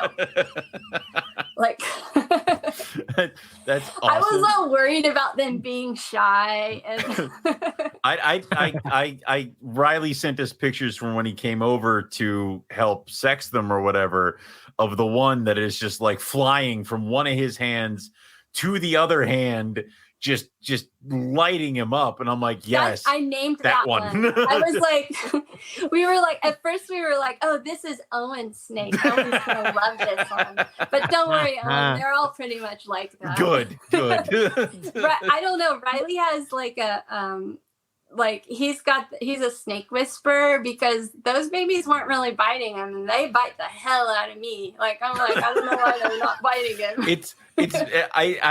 It's been a while since I've had like the baby python hands, where my hands are just covered in baby python bite marks. I have to admit it. I put on a glove. Like, I'm sick of these babies biting. I don't know if I'm getting faster or I'm just little tiny snake hook and a glove. I miss my baby python hands. Like, yeah, what happened I'm not to you? Like you guys. I'm not like Riley, and I'm not like you. I'm like, I'm sick of these hands having like, sticker marks, like I was holding a rose bush. Right. People are like, what's wrong with your hands? No, this is normal. Is it? No, but every now and then I'm like, come on, you just have to get over it. And I stick my hand in there and like, oh no, I'm not into that. That's awesome. Yeah, so I posted, I don't know if you saw in the NPR chat, Owen, that I posted their first videos of their first feeding. Yes. Yeah. All of them like wrapped those babies like little psychos, and there was only one. She wrapped it, but the next day when I checked, it was just laying there. Yeah. And I think what happens is, if I have to feed her last. Okay. So, because she's done it twice. Mm-hmm. So I'm thinking when I move around and she's wrapping, she lets go of it. And she's the only one. All the rest of them have eaten their. And I was feeding them fuzzies. Like, I went to go buy like little mice, and the guy was out. He had small fuzzies and large fuzzies, and I tried to get the large, and he was out of them. Or no, yeah, he was out of the large, so I had to get like regular size fuzzies. So I had 100 of them, and yeah. So you need to feed those hoppers, and I'm all great. I have 100 fuzzies. just feed the fuzzies, Howard, and then you'll get to the hoppers. Yeah, that's fine. So yeah, I've been feeding. I've fed them their fuzzies. I fed a lot of them to like. I've got other animals that will eat fuzzies. Yeah, like lizards, but so they ate 5 fuzzies, and now they're eating hoppers. Awesome. And I weighed them, and they've only gained about 20 grams, maybe a little more. Does that sound right? I don't know. I've never experienced baby fresh baby white lips. How much did they weigh when they hatched? when they hatched out, the runt was 48 grams, and the biggest one was 63 grams, and most of them were right around 60, like maybe like 60 to 58. I'd say that's a pretty significant uptick. Yeah. It might not seem that way, but then it's like they hit their growth spurt right when you up their food a little bit. Yeah. So the second they go from hoppers to like full blown like adult mice is when they'll just start packing the pounds on, because my olives did that, and now I got to get these suckers out of here because they're growing too quick. So yeah. Do you do any of your whitelips, your southern whitelips, change colors? Yes, they go to like that slate gray kind of a thing, and then they go like deep dark black when they do that. Yeah, it's like they're giving you a special surprise. You're like, oh, thank you, I love it. Usually I kind of try to admire it as I'm ducking. It's like, oh, like, okay, you look so pretty, please stop trying to hurt me. Like, yeah, but yeah, I have the two boys, Venom and Kaiju, and then I have the one girl, Tisea. So the female's actually really nice, which is weird. So, okay, I was back after they didn't, that spring, after they didn't go and all those imports were coming in all of a sudden. I was one of the morons that like shelled out the $2,000 for a little baby import. Oh, geez. So now I actually have the, I have 2.1 now, but the import that I got, he's very young. He's really small. You have a lot more than 2.1. You realize you have a whole like shelf I have full of them, right? Imports. Yeah, you're like, I got 2.1. I'm like, and babies. Like you have a shit ton right now, more than I do. So yeah, but they're all related. Yeah. Okay. I see. Yeah. Well, no. Because you got the import male. If anything, you have one male. Yeah, that's what I thought. I was females. like, okay, I need a new male. Yeah. Because this boy didn't do it and throw it in layering. So I thought, I'll get another male. Yeah. And oh boy, like dealing with importers, that was a new experience. Yeah. Yeah. And like I got the baby and he was covered in mites, and they didn't tell me that part of his tail was bitten off. Oh shit! Oh my, yeah. Jesus! Like it was, and he has scar. He looks like he's been in some fights out in the wild. Yeah, and I don't know if he tried to eat a tree monitor or something, or tree monitor tried to eat him. Yeah, and also he's probably a baby, but he's probably actually closer to like 2 years old, just because of. But you know what the crazy thing is? He's He's one of the sweetest snakes that I have now. Right. The world was horrible to him before he got here. It's awesome here. I would grab that snake and kiss it on the head. That's how. Oh wow. Okay. Is. That's really that's kind of rare for a white lip. I already sniffed a fur ball on Riley's YouTube channel. I should just like get him out and kiss him on the head. Yeah. Everyone was like, I can't believe she sniffed that fur ball. Is it the white lip fur ball? Yeah. Yeah. They don't smell like anything. No, they're just weird, and that's something that a lot of people just weird. I know, and a lot of people aren't prepared for that until they're like, it looks like their snake is dying, and it's just like. I don't think Pearl does it. She doesn't cough up fur balls. I only find them in Jet's cage. Some do, some don't. I mean, I've so seen they don't all do it. Yeah, some do, some don't. Okay. I just haven't seen it in some. Jet doesn't change his colors ever. Yeah. Really? Yeah. Oh, I was gonna say also. So the babies pretty much all look the same. But that really crazy mean one that bit Riley on the YouTube channel, her name's Bad Apple Agnes, by the way. I'm all, you're the bad apple that gives whitelips their bad name. That I like. That I like very much. But I'm probably gonna have to keep her because I'm like, no one's gonna love you as much as me. I mean, I can think of somebody, but you know. Well, yeah. I do. I know one other person. I'm like, you're the only one. You're the only one, Owen. So, did you have to be concerned about like baby humidity, dampness, anything like that? So right now I'm experimenting with them. Okay. So at first I put the leaves in there. I put a bunch of sphagnum moss that I was keeping like kind of damp. Mm-hmm. And they just like, I don't know if they even care. Like right now they're going through so at the first two sheds, they pretty much all were like, we're all in shed now. The second shed, we're all in shed now. Now for the third shed, they're different. Staggering. They're doing it at different times, but there's quite a few in shed right now. I was looking at them today, they poo and pee it kind of a lot too. But yeah. So I was cleaning, and there's about 3 or 4 of them in shed, and I just sprinkled a little water down on that side in the warm side just to add a little humidity for them. But they're all on just paper towels and they have their water dishes, which is just the size, a deli cup size. And they have their hides, and I put paper towels and hides in there too for them to play with.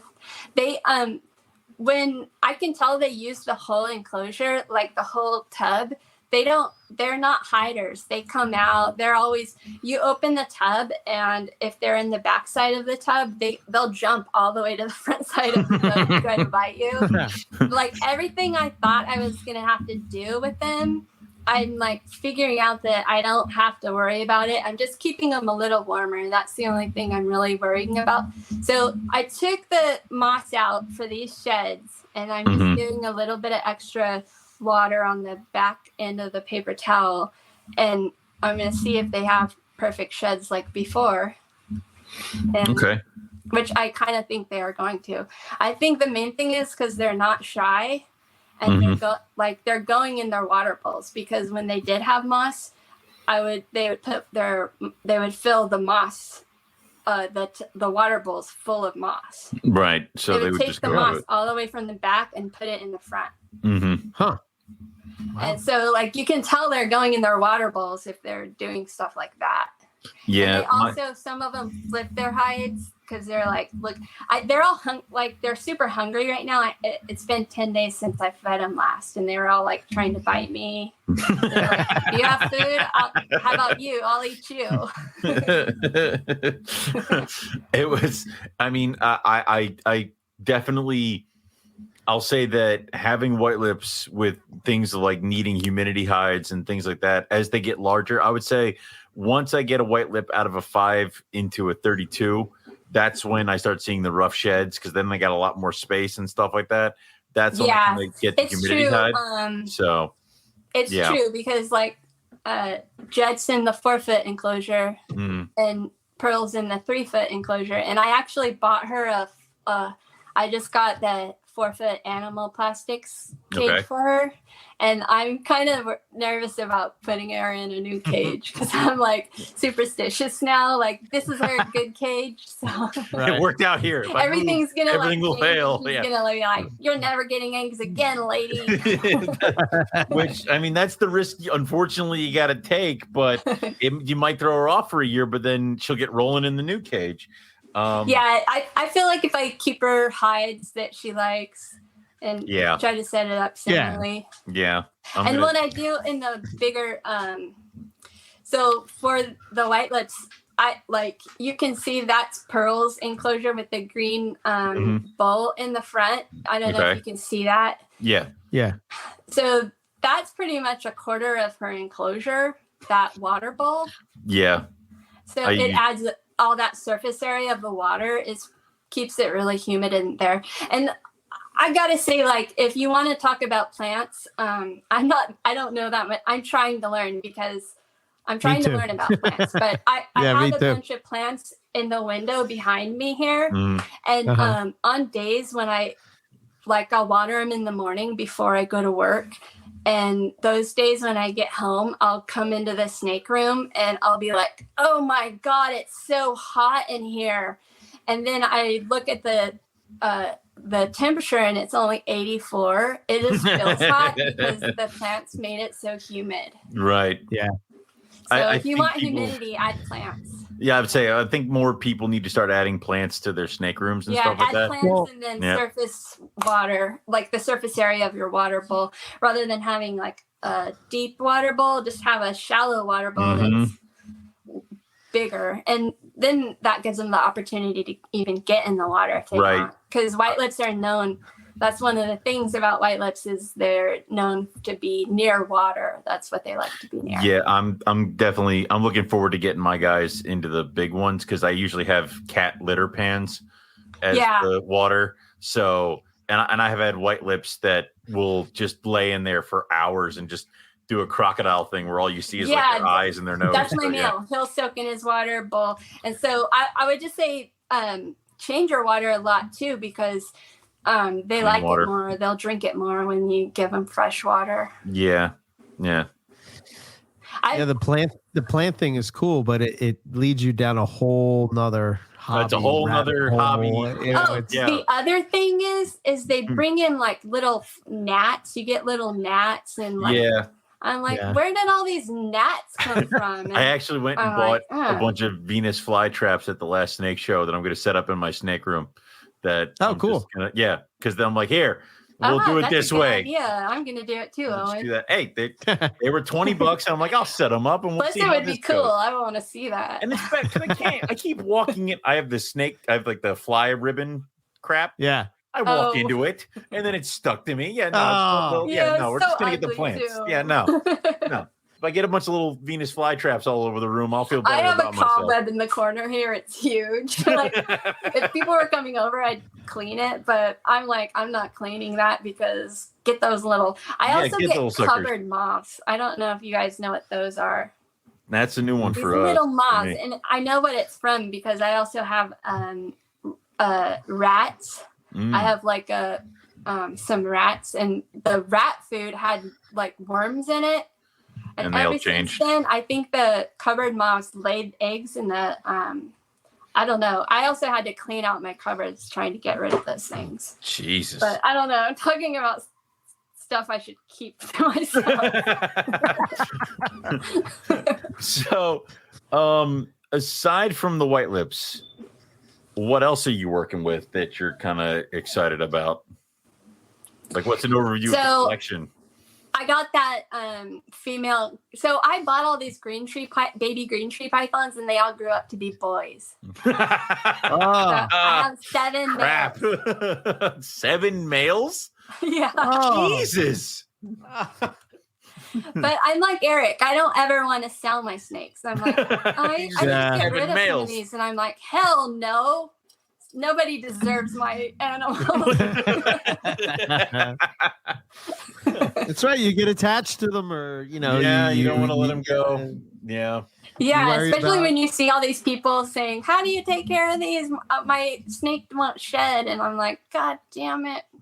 I just bought this. How do I take care of it? First off, that's a mainland reticulated python. Second off, what the hell are you doing? Oh man. Yeah, so I have 7 green tree pythons. So when Lucas was kind enough to sell his female to me, I was like, hooray. I finally, after all these years, get to try the thing that kind of led me down this path. You do have extra I'm excited about that. And I didn't tell Lucas. So I actually think that she ovulated a couple weeks ago. So, all right. Knock on wood. We'll listen to it. I'm like, I just hears it myself. I'm not getting eggs from her, or she's. That's what you said about the white lip. Yeah, and then that happened. So I don't want to just keep talking. It's fine. Was it Shane who you had on recently, talking about his Helmet hair scrubs. Helmet hairs? Yeah, helmet Yeah. hair strips. And he was talking about how like it was the most stressful thing he ever did in his whole life. He didn't sleep for months. I know exactly how he feels. Like the whole time I'm just laying in bed saying, I wonder what Pearl's doing right now. Every night. I hope the eggs are okay. It's like, That's great. Yeah. We've all been there, though. That's why I have a glass front incubator so I can put my face up against it and I don't open the door because somebody in my household has started keeping a tally of how many times I will go downstairs and check my eggs. And I don't appreciate that. So she had like a you clicker can do it every time. I don't know, but she's like, you've checked them 5 times today. I'm like, how do you know? And she's like, how many times have you been downstairs? Shut up. Like, yeah. So that's, yeah. It's crazy because I feel so like I don't know how I didn't know about how wonderful and like enjoyable keeping snakes. And it's fun because you meet at like when I first got my ball python and started learning about snakes, I looked up a local herpetological society, and Sacramento actually has one that's really old and been going on forever. So I started going to those meetings and meeting other people who keep reptiles, and it's so fun. Oh, that's cool. Yeah, I like that. It's such a fun. My friend hates it when we call it the hobby. Like I'm like, what are we supposed to call it? I don't know what else to do with it. Yeah. Somebody was saying that we could call it hobby too. What was it? Who were we talking to that was talking about that? They were saying about not calling it a hobby. They were saying call it a community. Is that what you heard? Maybe. No, it was like they were compared it to fish keeping. So it was like reptile keeping, but then they had another word. Why can't I think of what that was? I mean, aquaculture and then it's herpetoculture, but no, they had like a I'm sorry, I'm drawing a blank. I can't. It was a good name. Yeah, and it was because they were talking about this topic, right? Should you call it a hobby? You'll think of it as soon as we turn off the mic. Oh yeah, when the show's over, he'll text me and I'll be like, both. It's this. I'll be sleeping. I'll be like, what is wrong with you? Yeah. So it's, but anyway. So aside from your 8 green tree pythons skewing mostly towards the male side, what kind of green tree pythons are they? Are they? They're designer? None of them are captive bred. I'm like, I'm not gonna. So everybody says these snakes just die. They just die. And they do sometimes. Like I've done horrible with them. And yeah. So I'm like, I'm not gonna spend $1,000 on a snake that's about to die. Yeah. So I've got Beox. I've got a ruse. That's what I got from Lucas. Okay.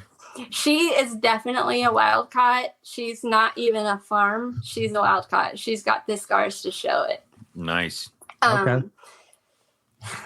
I've got most of them are from Dan Mallory because he's. You guys know when I say that who I'm talking about, right? Yeah. Like he is from California, and so he's the main guy. Yeah, you're lucky for being near him because I probably would have bought a whole new wing on his house if I had been near that man.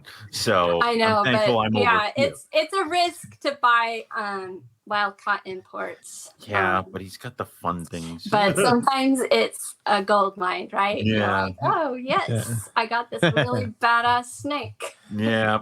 Yeah. And I kept them all alive.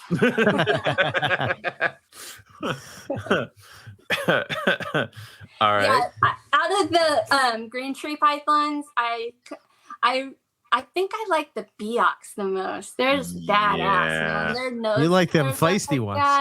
Yeah. Looks like a dragon almost. Yeah. They got a dragon and their head. colors are very different. All the other ones, I kind of think they all look the same. I'm not one of those green tree python people that are like, that's a yapin, that's a fuck. Like I don't know what that is. Sure. I know whatever was on the box, like, man. And I know what a Naru looks like, so I kind of think those are my favorites. Cool. I've got one sarong. and I've got a one Waimea, I think is what the locality is. Waimea, whatever makes you feel but good.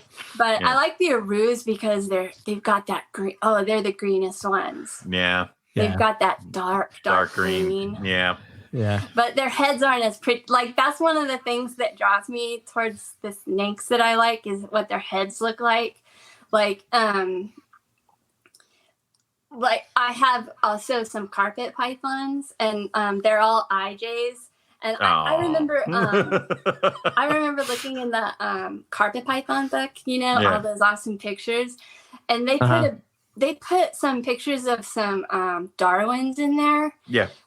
And I remember I thought it was an eye, like when you're first looking at them and you're a newbie and you don't really know like about the subspecies and you're just like learning about it, and it's hard to pick out an IJ and a Darwin. Yeah. They kind of look the same, but I saw this Darwin in there and it was like orange, and it had the orange was like outlined in black, and then it had it wasn't white, but it wasn't yellow. It was like more like this off-white color. Yeah. It just made this, it almost looked blue because there was some iridescence, and it was like, oh, that's the prettiest snake.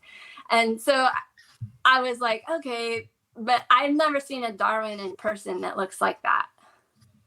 Yeah. I think that was a wild caught one, that it was or not a wild caught, it was a wild one. Yeah. Taking a picture of a wild one. But I think also the ones in Australia. And I know everybody loves the stripes, but I love the bands. I think the bands are just so cool looking. And I think it's because when I was a kid, we would go snake hunting. That's what we called it. We didn't call it herping. My brother and I, we would go snake hunting, and we would always find these garters. And I hated the garter snakes because they would musk so bad, and they were like black and yellow stripes. So when I see the black and yellow stripes, I'm all, ew, that's just gives me these memories of this awful stench. We loved to find the sharp-tailed snakes, and the yellow racers, and cool. Gopher snakes would always bite the hell out of us. Yeah. We got lucky with the gophers that we found in Texas. It actually, I guess it was cold because it didn't do anything to us. It just let us. Well, come to California. They'll show you some ones that'll bite you. Yeah, they're probably you guys are gonna do that one without me, unfortunately. But I have a really great story. One time when we were like, we're gonna go snake hunting, and we got one of those. Are they like the 10-gallon buckets that the paint comes in? Yeah. And that's what we were putting the snakes in. And we were out in a field. It was that. Went up to the edge of this guy's property, and he was throwing his lawn clippings on the edge of his fence. And so there's this pile of lawn clippings right there. And my cousin, he is the youngest one out of all of us, he was like, guys, look at this. And he like saw a little tiny hole at the bottom of this grass clippings, like just the size of a finger, like someone stuck their finger in there, and he like sticks his hand in there, and he's like, guys, I feel something. And my brother and I like run up behind him with the bucket, and then my cousin went, like that, and he yanked his hand out of the hole, and a little baby gopher snake was attached to the end of his finger, and he like pulls it back, and the gopher snake went flying through this perfect arc in the air and landed right in our bucket. Okay. All right. Like, good. It didn't go all the way over there. And then we were like, is it a rattlesnake? Is it a rattlesnake? Because he got bit by it. God. Yeah. Jesus. We were just little. We were very young then. Like probably like 7. Like my cousin was probably like 7 and I was like 10. That's hilarious. Wow. Yeah. I love that. I love that kind of stuff. So aside from the green tree python, I've got a story to tell about my beauty snakes, the Ridley eye. Nice. Yeah. So I bought those, and in 2019 at the reptile show, there was one at the East Bay Vivarium. Well, they had two. They had a pair. And I just bought the one female because I was like, I don't know if I want these snakes. You know, I'm not one of those people that just like, oh, I just need to get a pair. I want to see if I like them first. And so then the next year I bought a male, and unrelated from a different sire. And then I built that enclosure that has all the plants in it with the light. Cool. And really I put the hides like on both sides, and I put hides all over the whole enclosure, and the plants are just like, it looks like a jungle in there right now. And so they've been doing really good in there. And almost right away, even though the females 2019 and the males 2020, as soon as I put them in there, like a couple weeks in, I go, oh, look at, that's cute. That little like 1-year-old male is like trying to breed the female. How funny. Oh my God. And then like he was on top of her, and then I start noticing, oh wait, what's going on now? Why does my female keep trying to breed my male? My little tiny male. My 1-year-old male. So I'm like, great, I have a freaking pair of males again. Just like, it's like the green tree python. Right, yeah, I got 2 boys again. Okay. And so now I've noticed that my male is getting really thick. It's eating like crazy. And I'm like, maybe they missexed them both and I do have a pair. I don't know for sure. I don't know. I don't know what's going on in that jungle. I mean, that I've had that happen more often than not. That happened with my Brisbanes where the male laid eggs, and I'm like, oh shit. Like at least I still have a pair, but I don't know, because I'm trying to get my beauties to breed this year again. So I read in the Reptiles magazine article that they have about breeding beauty snakes, they said to get them 4 years old, and mine are trying to breed already. And I wasn't putting them in there expecting them to breed. I was just expecting them to live in the habitat together. And it's really cool because they're crepuscular. And in the morning when I'm like making coffee, like I go over there and look at them, and they're always like coming out and looking at me. And then at night, sometimes they're out too. It's one of those where I think what was the formula is get them to 4 years old, but I totally think that there are snakes that are going to do their own thing and you know, be outside that. So could they breed before 4? Hell yeah. You know, mine I think are going up on 5. I think they're going up on 6 now. So mine are going to be 6 years old. So I tried breeding them when they turned 4. Mine are going at 1.5. There you go. So you're already ahead of me. Maybe they're not. I don't know. Maybe I just have 2 horny males and they keep trying to breed each other. That, or it could be some kind of a dominance display or something like that. Yeah, that's what I was thinking. Yeah. I even messaged Dr. Loafman to ask him, and he said it can happen both ways. Like even a dominant female can do that to a male. Like try to, you know, act like if the female went in there and was like, oh, it's this young male doing, this is my territory. I don't know. But I'll keep you informed if I get eggs from my male. Yeah. Oh yeah. If eggs appear, somebody did something right. Yeah. So you got the green trees, you got the beauty snakes, anything else that you're working with? So I actually had, my carpet pythons, I had bought 2 het granites from a pair of het granites from Nick. And I got babies in 2020, and my male actually died. He got a really bad breast. It was my fault. I put him down in the bottom tub. And it was just getting cold, and I kept thinking he was like in shed, and then I realized he was sick, and by that time he was like really sick. Right. Yeah. They hide it really well. Right. So because I really, I think that the granite so I didn't really know that the granite carpets had so many issues. Yeah. Because for my clutch, what happened was she laid 10 eggs, and one egg, it looked like it was, I thought it was fertile. Like, it didn't look like a dud egg. It looked like a normal egg, but it started molding out right away, and it pretty much just turned green. And then all the rest of the 9 went the whole way, but then only 8 of them hatched out, and they were all normals. And then the one that didn't hatch, I finally cut it, and it was a perfectly formed looking granite baby inside. Yeah. Like, I couldn't see any kinks or anything. It just died inside the egg. Yeah. So, I don't know if that was a granite issue or it was just bad luck. Yeah. But I really like the granites.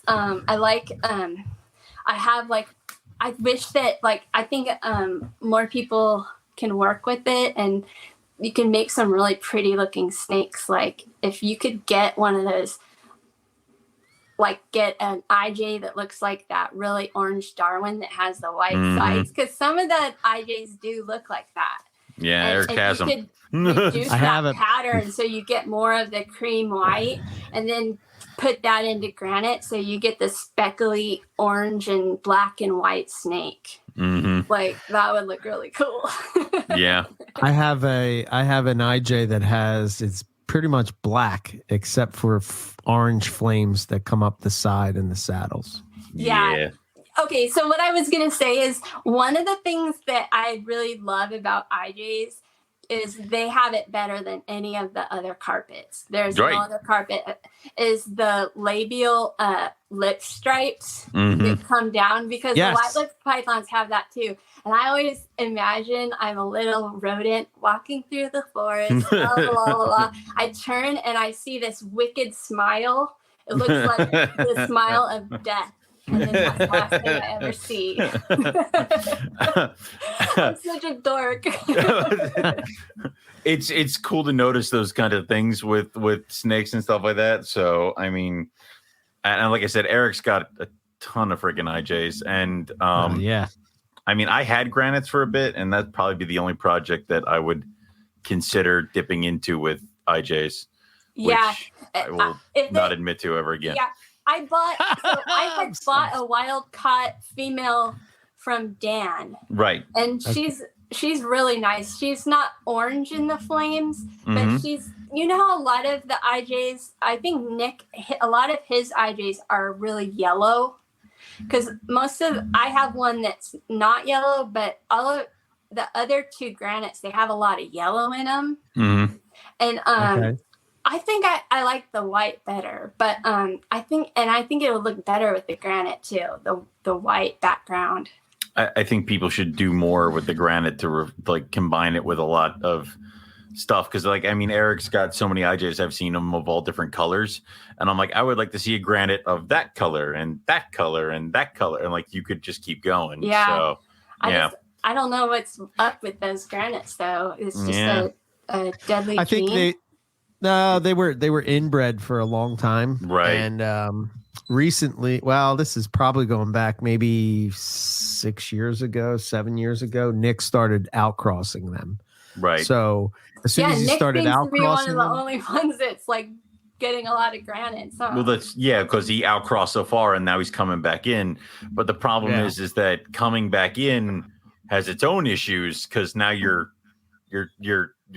kind of going back in on yourself. So you could start. I've decided I went the route of exanic granite.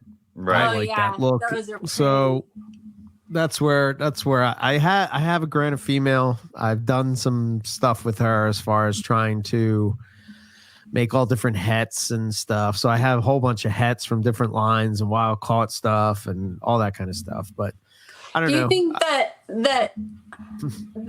8 normals is just bad luck. It's not that the granite is like a weak gene. It's hard to say. I mean, the fact that you got them from Nick, I would probably say that like they were probably outcrossed, so maybe it was just bad luck. But if you would have got them from somebody else, I would probably say it was the gene itself. Like, I think in the early days, a lot of the issues that would happen with the granite gene would be like they wouldn't have eyes, they wouldn't, they would have like real bad kinks. Their tongues would be messed up. Their faces would be messed up. All stuff like that. So it wasn't so much that they. I guess no, they didn't really. I guess some of them died in the egg, but I think it was more along the lines of deformities of what you would see because of the fact that they were inbred so much. They were like really inbred. I think in the. How many generations does it take to start getting that kind of deformities? Not a lot, because it was the granite popped out and then it was bred to like its siblings. And then those siblings were bred to their siblings. And that was he just kept producing them. Right. And that was just in Europe. And then in Europe, like when they first got over to the US, it was more siblings being bred to siblings and fathers to daughters and mothers to sons. So it was a very limited gene pool before we even got it. So I want to say like within the first 2 or 3 clutches of granites born in the US, we saw the problems of like no eyeballs and messed up spines and stuff like that. So it did not take long at all, but they'd already been inbred way more a lot before they even got to us. Yeah. So. And Ben did a DNA genetic analysis of them, and that's how they found out that they were so inbred. They were like really bad. Really bad inbred. I'm glad you brought that up because I wanted to ask you guys, do you think that I should try to see if I can get a genetic analysis of Pearl and Jet to see like sure. Yeah. Like, how far away they are from each other? I would not be surprised if they weren't that far away from each other, just because you got them from the same location and they probably came from the same shipment. And so either they were probably collected in the same relative area, but I would also not be surprised if they came back as completely unrelated because of the same things where they were wild collected. The only thing is that they might have been born in a farm or something like that over there. That's the only thing. But then you might know that, or you might have a more get a better guess of where they may have came. Yeah, I would totally do that, because then the other thing too is that then you can plan for the future moving forward. Like maybe the next couple clutches it's Pearl and your other one, not Jet. Fingers crossed. Let's not get ahead of ourselves. That's what we're here for. So, because then you can possibly use the other male, or you can keep one of the other females to use with the male. So there's a lot of other things you could do with that. So I would totally say it's worth it. I think it would be cool because I'm hoping that some of the babies go to like other people who've bred white-lipped pythons, and maybe we can do some trades and start. Yeah, that's what you should do. Yeah, 100%. Yeah, I would do that. Chuck was talking about last night with the Halms. He was talking about how, he wants to make sure that if he, like with Shane, he should be switching with Shane. Yeah, keep everything diverse. Right. Yeah, those Halmaharas are pretty, man. Yeah, cool looking. Yeah. The head. I've never seen one in person. I'm just talking about pictures. They're cool. Head. Yeah, they're cool. Yeah. Yeah, they look. There's that one picture in the Barker's book that I literally thought was a painting, because I was like, that can't be real. Yeah. They're another cool snake, slim body, big head snake. So, yeah. So, Owen, I wanted to ask you, do you have any like idea where our imports are coming from for the white lips? Are they mostly like it's because I had a couple people ask me, like the few people that found out that I got babies, a couple of them asked me that do you know the locality of your white lips? And I was like, yeah, Fresno, California. That's southern. I do not know. Yeah. It's a cluster because it's this as much as we want to give flack to the green tree guys, it's the same kind of deal. You know, you have to trust the guy who sent it to you or the guy who's selling it to you. So if you can say that it's this locality, all right, well, who's telling you that? The guy who's selling it to you, who told him that? The guy who put it in the box, well, who told him that? The dude who collected it? The dude who collected it just grabbed a white lip and went white lip and threw it in a bag and knew that you were going to buy it. They didn't go and take a GPS coordinate of where they found the thing so that you can try to make some kind of a locality out of it. Do I believe that at some point certain places in Indo were more opened or were closed were then opened and that may have grabbed a pocket of animals that had not been collected before? And that's something that they may have tried to use to sell it. Yeah. Is there a difference? Probably not. I mean, I wouldn't go too far. I think everything's so far down the rabbit hole with white lips that, I mean, could at one point we have really looked at golds and figured out, well, these golds have a ton of gold from the neck down. These ones have white around their eyes here. These ones have white here and here. Could we have figured all that out and tried to bridge all that into localities? Sure. But the problem is that we just all lump them in as gold or northern white lips. So it's done. With southerns, it's a southern white lip. And it's not like you can be like the ones in this area have this kind of pattern. Or, right. They're all the same. Well, didn't Dan, wasn't he working with a locality white lip? Tamika? Dan brought in the locality in Tamika, and that's what he said is that they had not been allowed to collect on Tamika before. And then they started to. So all the white lips at that year were from Tamika. But the problem is that after that, they started collecting in other areas. And I mean, a black-faced white lip comes in now. They're not labeling it as a Tamika or anything else. It's just a black-faced white lip. Could it have come from Tamika? Yeah. Can you tell? No, because you can't. So I would think you would, if you got different localities, it's going to just make your gene pool stronger, right? Right. Yeah. So I mean, if you knew that one was from Tamika and one was from, I hope they're from different places. Yeah, fine. Yeah, they're black-faced white lips. That Daniel Natusch wrote that paper about because before that there was a paper that like split the southern white lips up into like 5 different species or something like that. Yeah, that because they reviewed a bunch of wet specimens in laboratory and stuff like that. So they split up the black-faced white lip. They added the Bennett's white lip, which is the red, and then they added they split up I think the gold into 2 or something like that. They split everything up, and he did DNA work though to try to show that it wasn't really different species. Right. And I think there's rumors of maybe 2 or 3 of the red white lips in the US. Oh yeah. There those red ones. Yeah. What do you think about those? Because I kind of wonder if because they come from the area where they find both species, the golds and the.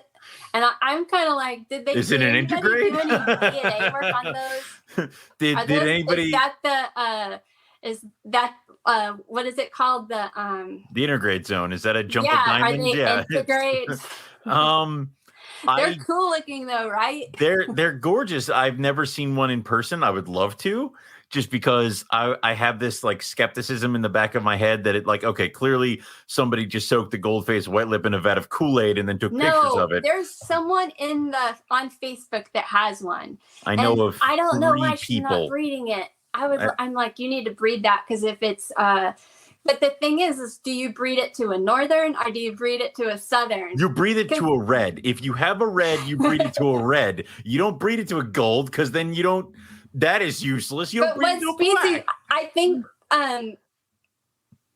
in the Barker's book, did they put it in the southern species or the northern species? I can't remember. But they're cool because they have the eye stripe that the northerns have, but they have the big heads, like their heads are shaped more like a southern. They have the big long heads. Where the hell is that book? Oh. He's going to the book. Good. I'm gonna figure that out right here. So, so I wrote some notes about some oddball topics. Go for it. After having the experience of getting these eggs, I'm really solidified on the idea of cycle feeding. I think I pretty much proved the point by accidentally breeding them. By just dumping food. And the other thing about white lips is I think because they come from such a stable climate, the temperatures don't go up and down. I think in the future when I try to breed them again, I'm just going to keep the temperatures pretty stable. I'm not going to try dropping the temperatures like I did in the winter of 2020. Right. Mm-hmm. I think that's a good play. And I'm just going to do the food cycling. And there was another anecdotal story that I have. So after she laid the eggs, I fed her and she was getting back up to size and she was looking really good actually. She was doing her thing where she changes colors a lot and she was just glowing. I have some really beautiful photos of her from I want to say late summer, early fall time, in the fall. And I started to get the feeling like she wanted to lay eggs again. She started she was just getting big again. She looked big. And my male was pacing his cage a lot. And just to see, I'm not going to breed my snakes twice. And I'm not going to try to double clutch my pythons. But she acted like she wanted to. And so I just put the male in her enclosure just to see what would happen. Oh, that's the other thing is she was acting psycho for food. She was that's when she bit her hide box. She wanted food really, really bad. And so I put the male in there and she was out of her hide. And I was afraid that she would bite him because of the way she was acting at that point for food. She would bite anything that moves, just as a food response. But she didn't bite him. She just kind of ignored him and was looking at me like she wanted to bite me.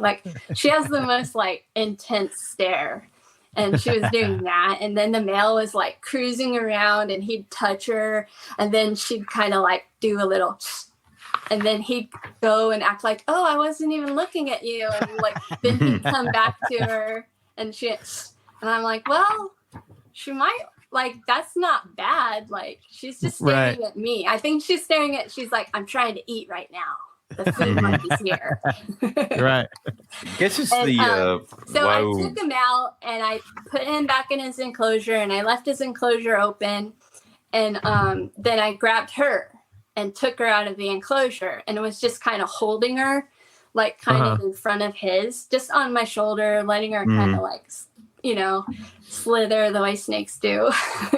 And I was wearing shorts and I felt something wet touch my thigh and I looked down and I'm like, oh my God, is she gonna pee on me? She is never she's not a musker and she's not. And I realized, no, she wasn't trying to pee on me. She was just opening her cloaca.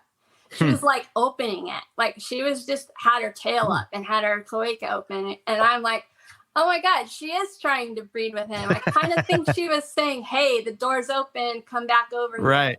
Just come back when the food monkey's not in here staring at us.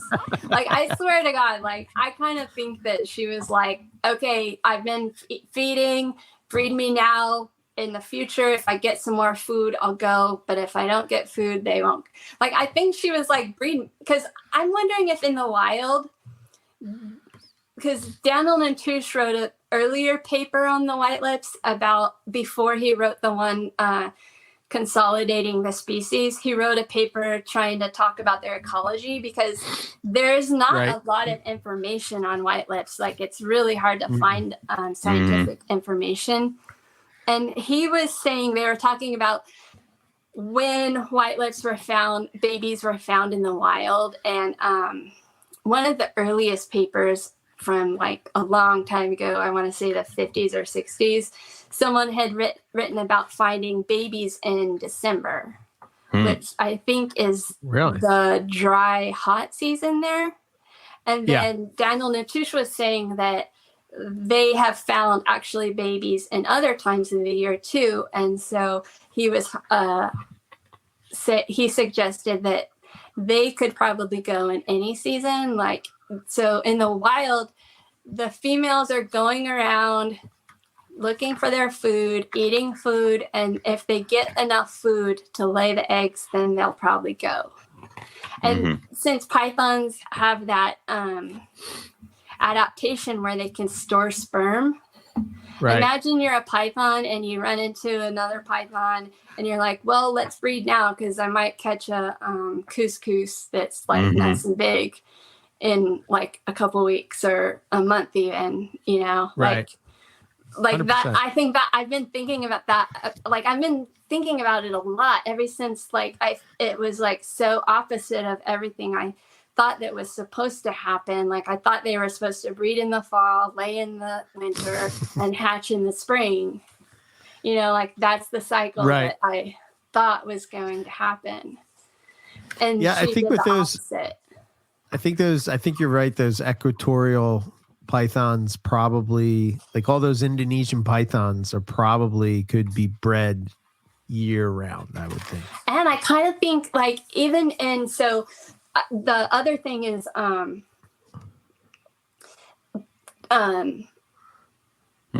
Ryan Young, he said his room gets really hot and his pythons, or his python that breeds for him, when he first started trying to get her to go, she would start to develop really early in the season. So when it was like getting hot, she started developing. And then in Dr. Ross's book, he talks about getting the pythons really hot. Like he talks about getting them into the 90s and then dropping them down into the 70s. And he said drop them down to 70 at night. But because it's so cold and white lips are, so in his book, he's really like, white lips are super sensitive to cold. They'll get RIs super easy. And so what you have to do is, in order to get them, because he thought, getting them cold is the important part. But in order to compensate with getting them that cold in like 70 degrees, you have to overcompensate by getting them really hot in the daytime. And that's the way he did it. And then, so the one common denominator between me, Dr. Ross, and Ryan Young is we all talk about how hot our rooms were getting. Like, so I think like, get them, don't be afraid to get them warmer than what's like commonly accepted. This was the question that I was bringing up to Zach when I don't know if he actually answered the question, but this was why he was coming on Carpets and Coffee, was the idea of the amount of the temperature drop and the amount of time it takes to drop. Typically, we sort of stagger that drop over the course of weeks to a month, you know, like a steady drop. Whereas maybe those equatorial pythons it's the amount of the drop and how fast it drops. I don't know. Yeah, like meaning that there's a big difference from getting hella hot in the day. Right. Did you find it there? There. It's the WAU or WAU white lip. Well, there's a picture that Dr. Natusch took in that book of a red one, and he found it near the bird's head, and that's where there are actually southern white lips up in. They find southern white lips all the way up in Manokwari, up at the top of the island, which you would think of as the northern side, and Yeah, they have it though with the Southerns. Like they have it past the Southerns in the book. So unless there's a different one in here, I thought that's the one we were looking at because everything else is. I wish someone would get some DNA from that. I'll send you the. Are you in the Facebook? You're not in the Facebook groups, right? Nope. So that's the problem though too, is that like you look at the pictures in here for gold white lips, and it's like that one doesn't look like any of the other ones on the page. Like, yeah, okay. And then that one that's like the face is so white. All the white on it, yeah. Yeah. Yeah. I've memorized all those pictures. Yeah, killing me. Just killing me. So yeah, it's when Dr. Loafman talks about brumation, I get kind of frustrated because I'm like, I need to be in this conversation. Like, because he was in a conversation with Justin Smith. I live in a rough neighborhood, guys. There's a cops like bad stuff I thought I saw that. Yeah, no worries. I don't know if you saw those lights flash just now. Yeah. But he keeps talking about brumation and how like, oh, maybe it's the humidity, maybe it's like this one, and he's all that. What's the one common denominator? And nobody says, dude, the one common denominator between the snakes in the northern part of the country and the snakes in the southern part of the country is food. Like the ones in the northern part of the country, they can't get any food because it's so freezing cold. They can't go find it. And if they could find it, the thing would be dead because it would be frozen to death. And then in the south, there's no food down there, even though it's warm. All the birds and the frogs, everything hides. Like it's probably those snakes, even though they have the ability to hunt and try to find food, it's probably really hard to find food during that time of the year. Yeah. Like 100%. They're not eating. And you guys have interviewed Quetzal Dwyer, right? Yeah. Yeah, I thought so. Way back when, I think. Reptilandia, or Reptilandia. I thought we had him on for a round table. That guy's really actually smart. Yeah, he might have been. I thought he was on for a Boland's round table. Yeah. He knows a lot about reptiles, like not only just snakes. He knows like all kinds of reptiles, and he's been to all the he's been all over. He's been to New Guinea. He's been to everywhere, and he was talking about like Ackies, and he said that because in the hobby, in the reptile hobby, a lot of people will brumate their Ackies. And there was a guy in Germany who did this study showing that it's not the temperature that's important for the Ackies. It's actually that they're not eating. It's the food cycling. Food cycling seems to be like the common denominator. And the thing that's really good about the brumation, I think, is that Jennifer Joseph on the Colubrids and Clubroids radio, she was talking about how like the brumation is important because it gives the snakes a chance to cleanse the parasites and the viruses and stuff, because they can't survive the cold, but the snakes can.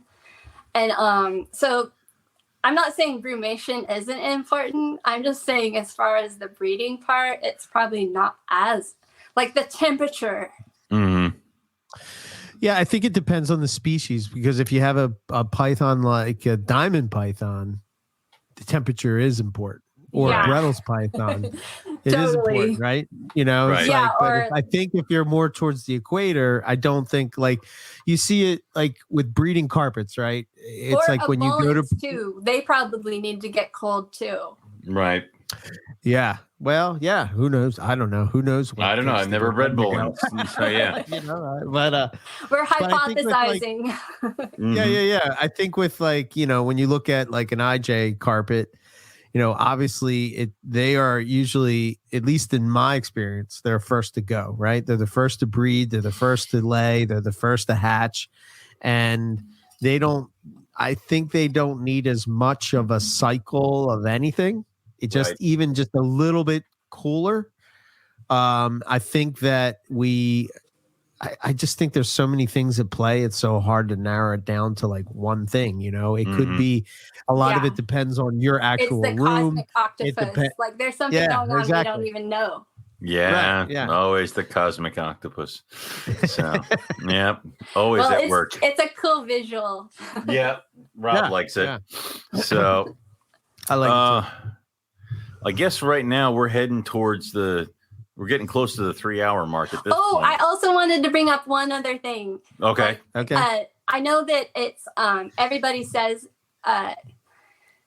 about giving calcium and supplements to your pythons. Like I kind of am a big proponent of it. I think if you're gonna breed females, that it's like important for them because there's 2 examples recently of local people whose python females after they laid their eggs they became crippled, almost like they broke their back. Really? And or paralyzed, and I keep wondering like if these snakes are not getting enough calcium because calcium is not only important for building bones and stuff like that, but it's important for muscle contractions and strong muscles. Like you'll get muscle cramps if you don't have the right amount of calcium. Right.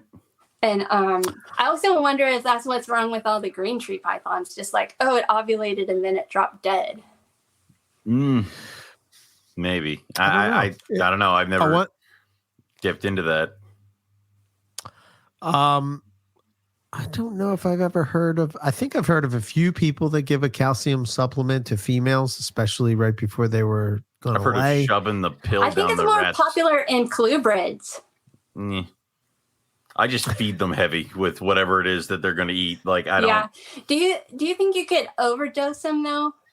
Yeah. Like if I think you can have. I mean, humans, we can overdose on too many vitamins or too many things. I think you could easily do that kind of stuff. Yeah. And I think that definitely that's something you should not be like, I'm going to take this calcium pill that's meant for my dog. Yeah. That is this many pounds, shove it into this rat, and then have my snake, which is this many pounds, eat it. Like, and I think you could easily get that out of control there. So that's the last thing you want. I think that maybe doing vitamins after she lays maybe might be beneficial.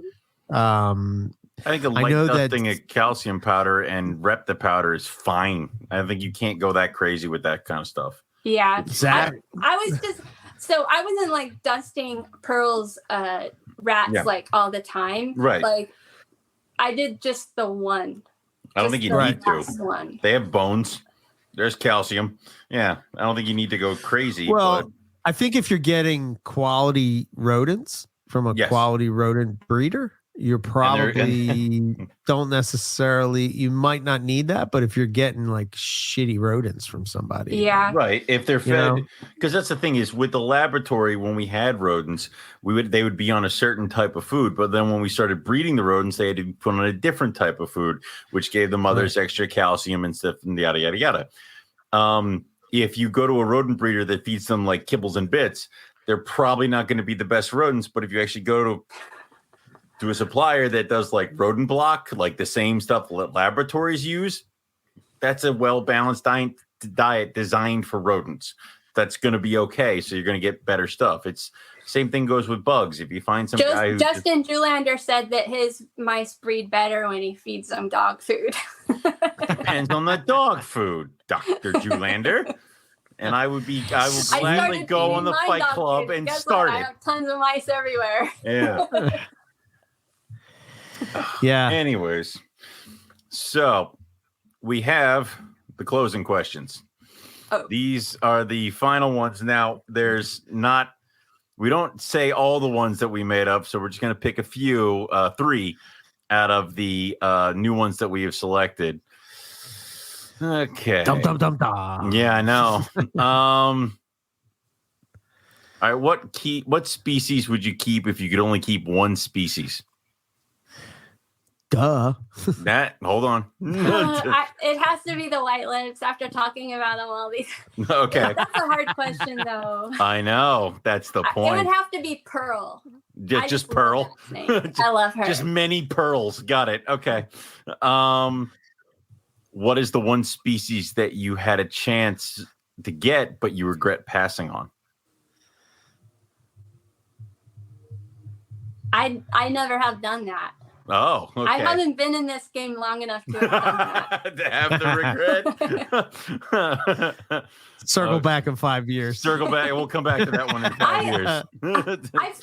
I feel like I know my limits, and this is my I already have reptiles in almost every room of my house. Good. My bedroom so far has none, and I'm gonna keep it that way. But yeah, you can try. I don't have any room, and every time I think about it, I'm like, oh, that's cool. But then I'm like, I already have everything I want. Okay. What was the hardest lesson you learned while keeping reptiles?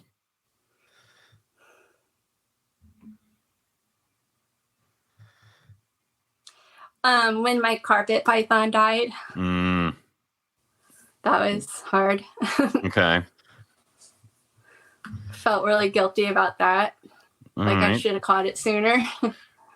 And we'll just go with one extra one because you dodged one there with the whole I don't buy. What is the one piece of advice you could give to the reptile community? Oh, so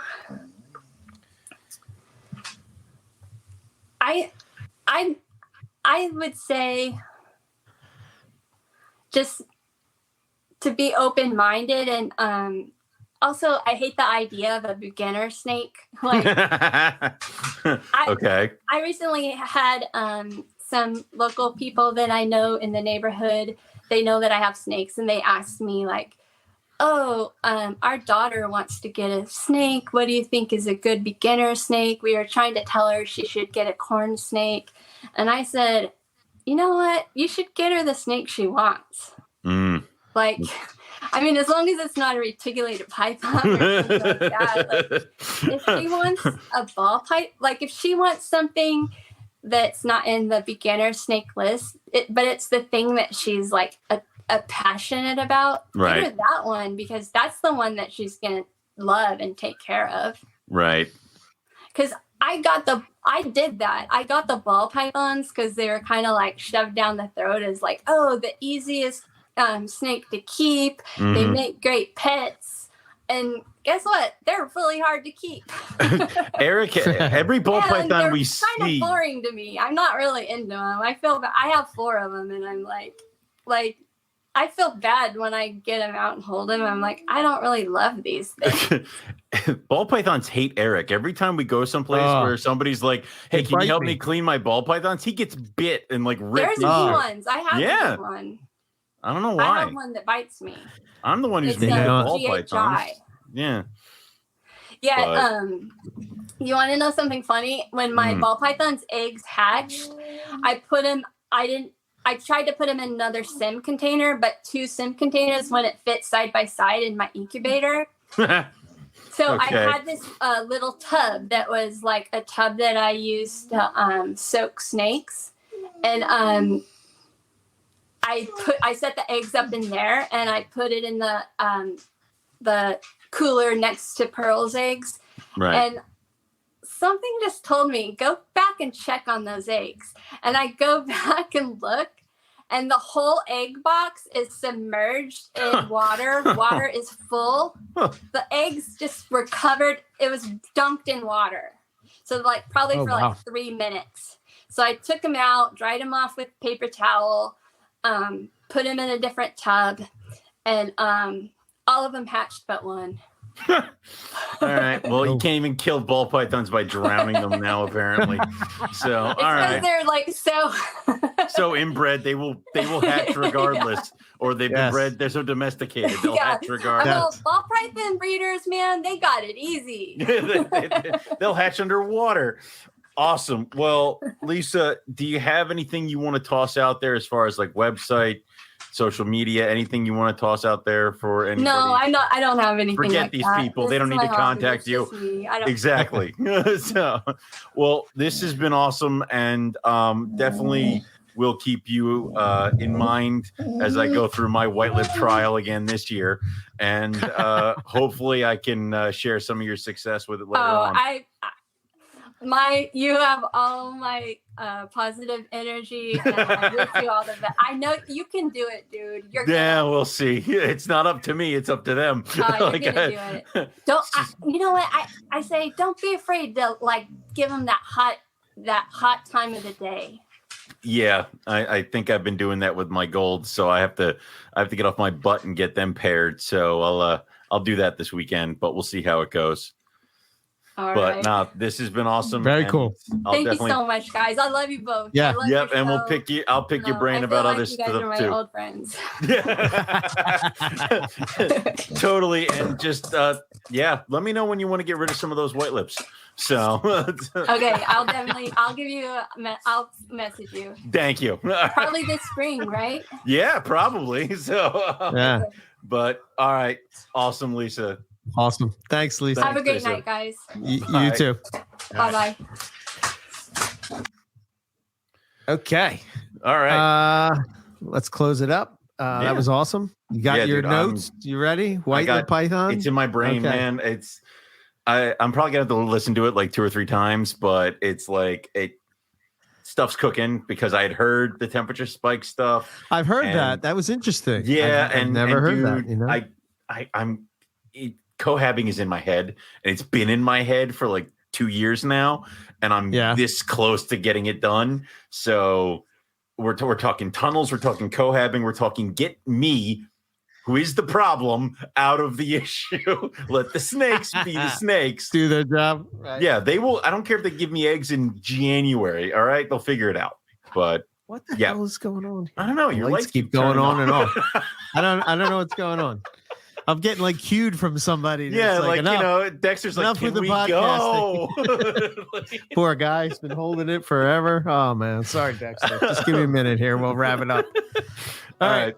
For us, MoreliaPythonRadio.com, info at Morelia Python Radio. If you want to get in touch with us, that is the way to do it. Follow us on social media, and please subscribe to the YouTube channel.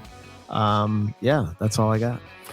Go to the Teespring store, get all your NPR, Carpet Fest, Rogue Reptiles, and EB Morelia merch. You can also become a Patreon for the Patreon shows and other things like that. And that's all we have for everybody this week. So we'll say thank you all for listening, and we'll catch everybody back here next week for some more Morelia Python Radio. Good night.